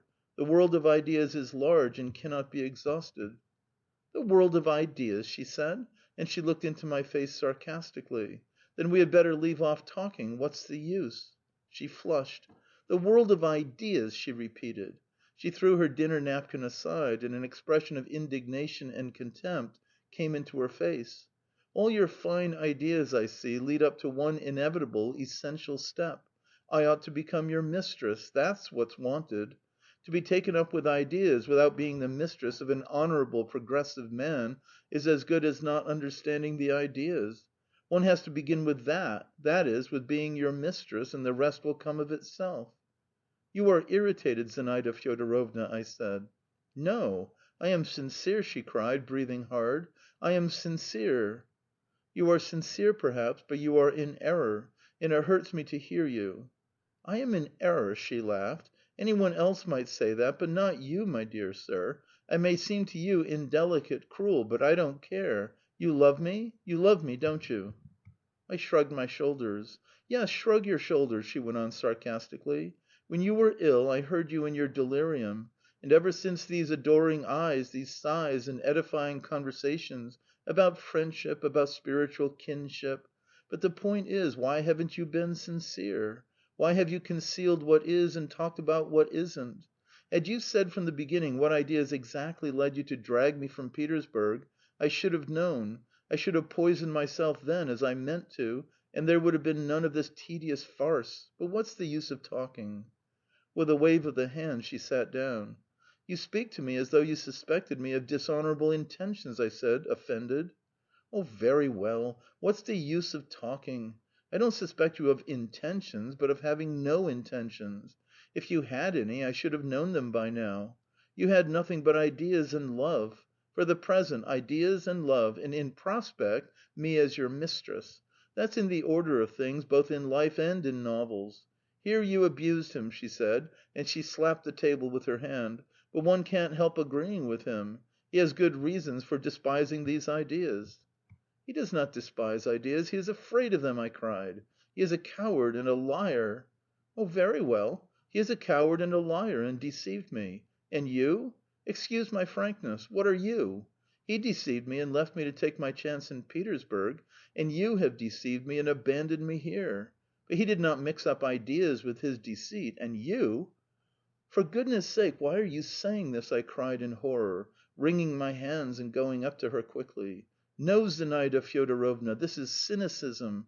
You must not be so despairing. Listen to me," I went on, catching at a thought which flashed dimly upon me, and which seemed to me might still save us both. "Listen, I have passed through so many experiences in my time that my head goes round at the thought of them, and I have realised with my mind, with my racked soul, The man finds his true destiny in nothing if not in self-sacrificing love for his neighbour. It is towards that we must strive, and that is our destination. That is my faith." I wanted to go on to speak of mercy, of forgiveness, but there was an insincere note in my voice, and I was embarrassed. "I want to live," I said genuinely. "To live, to live. I want peace, tranquillity. I want warmth, this sea here, to have you near. Oh, how I wish I could rouse in you the same thirst for life! You spoke just now of love, but it would be enough for me to have you near, to hear your voice, to watch the look in your face." She flushed crimson, and to hinder my speaking said quickly: "You love life and I hate it, so our ways lie apart." She poured herself out some tea, but did not touch it, went into the bedroom and lay down. "I imagine it is better to cut short this conversation," she said to me from within. "Everything is over for me, and I want nothing. What more is there to say?" "No, it's not all over." "Oh, very well. I know. I am sick of it. That's enough." I got up, took a turn from one end of the room to the other, and went out into the corridor. When late at night I went to her door and listened, I distinctly heard her crying. Next morning the waiter, handing me my clothes, informed me with a smile that the lady in number 13 was confined. I dressed somehow, and almost fainting with terror, ran to Zinaida Fyodorovna. In her room I found a doctor, a midwife, and an elderly Russian lady from Harkov, called Darya Mihailovna. There was a smell of ether. I had scarcely crossed the threshold when from the room where she was lying I heard a low, plaintive moan, and, as though it had been wafted me by the wind from Russia, I thought of Orlov, his irony, Polya, the Neva, the drifting snow, then the cab without an apron, the prediction I had read in the cold morning sky, and the despairing cry, "Nina, Nina!" "Go in to her," said the lady. I went in to see Zinaida Fyodorovna, feeling as though I were the father of the child. She was lying with her eyes closed, looking thin and pale, wearing a white cap edged with lace. I remember there were two expressions on her face: one cold, indifferent, apathetic; the other a look of childish helplessness given her by the white cap. She did not hear me come in, or heard perhaps, but did not pay attention. I stood, looked at her, and waited.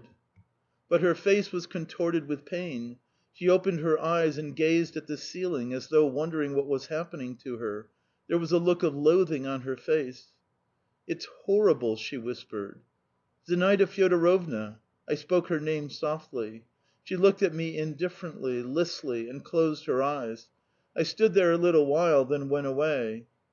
At night Darya Mihailovna informed me that the child, a girl, was born, but that the mother was in a dangerous condition. Then I heard noise and bustle in the passage. Darya Mihailovna came to me again, and with a face of despair wringing her hands, said: "Oh, this is awful! The doctor suspects that she has taken poison. Oh, how badly Russians do behave here!" And at 12 o'clock the next day Zinaida Fyodorovna died. End of chapter 17. Recording by Expatriate in Bangor, Maine.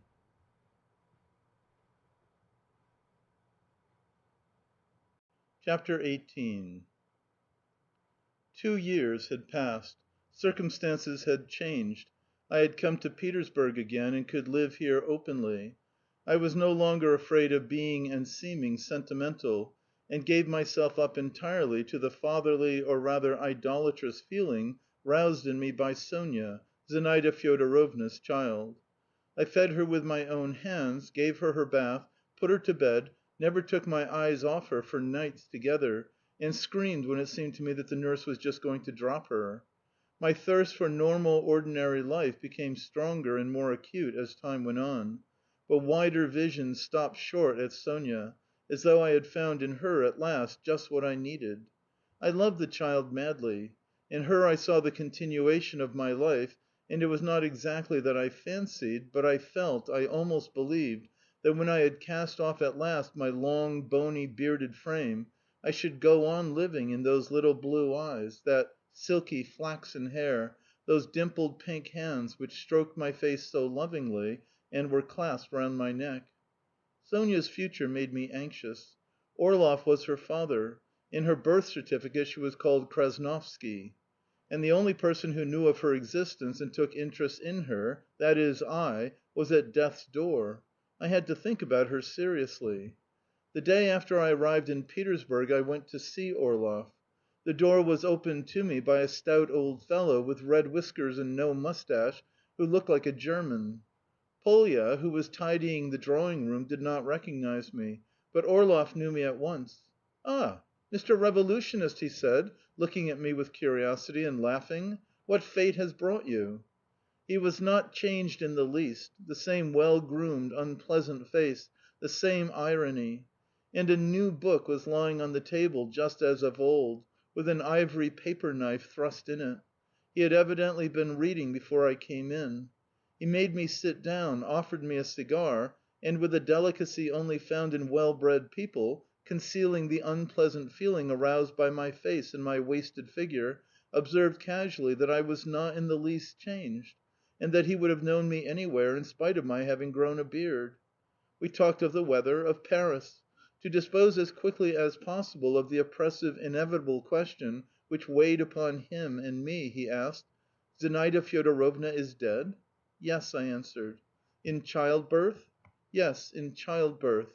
The doctor suspected another cause of death, but it is more comforting for you and for me to think that she died in childbirth." He sighed decorously and was silent.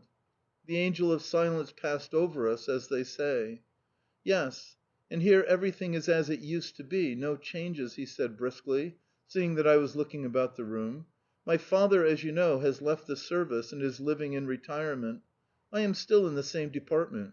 Do you remember Pekarsky? He is just the same as ever. Gruzin died of diphtheria a year ago. Kukushkin is alive and often speaks of you.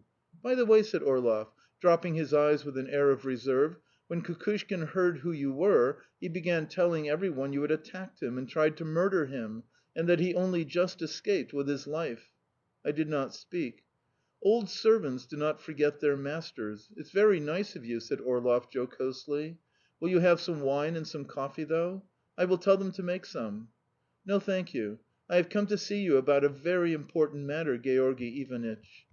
"I am not fond of important matters, but I shall be glad to be of service to you. What do you want?"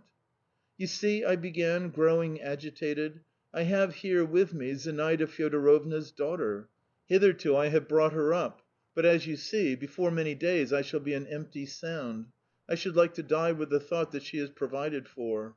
Orlov coloured a little, frowned a little, and took a cursory and sullen glance at me. He was unpleasantly affected, not so much by the important matter as by my words about death, about becoming an empty sound. "Yes, it must be thought about," he said, screening his eyes as though from the sun. "Thank you. You say it's a girl?" "Yes, a girl, a wonderful child." "Oh, yes, of course, it's not a lap dog, but a human being. I understand we must consider it seriously. I am prepared to do my part, and am very grateful to you." He got up, walked about, biting his nails, and stopped before a picture. "We must think about it," he said in a hollow voice, standing with his back to me. "I shall go to Pekarsky's to day, and will ask him to go to Krasnovsky's. I don't think he will make much ado about consenting to take the child." "But, excuse me, I don't see what Krasnovsky has got to do with it," I said, also getting up and walking to a picture at the other end of the room. "But she bears his name, of course," said Orlov. "Yes, he may be legally obliged to accept the child. I don't know. But I came to you, Georgy Ivanitch, not to discuss the legal aspect." "Yes, yes, you are right," he agreed briskly. "I believe I am talking nonsense. But don't excite yourself. We will decide the matter to our mutual satisfaction. If one thing won't do, we'll try another, and if that won't do, we'll try a third. One way or another, this delicate question shall be settled. Pekarsky will arrange it all. Be so good as to leave me your address, and I will let you know at once what we decide. Where are you living?"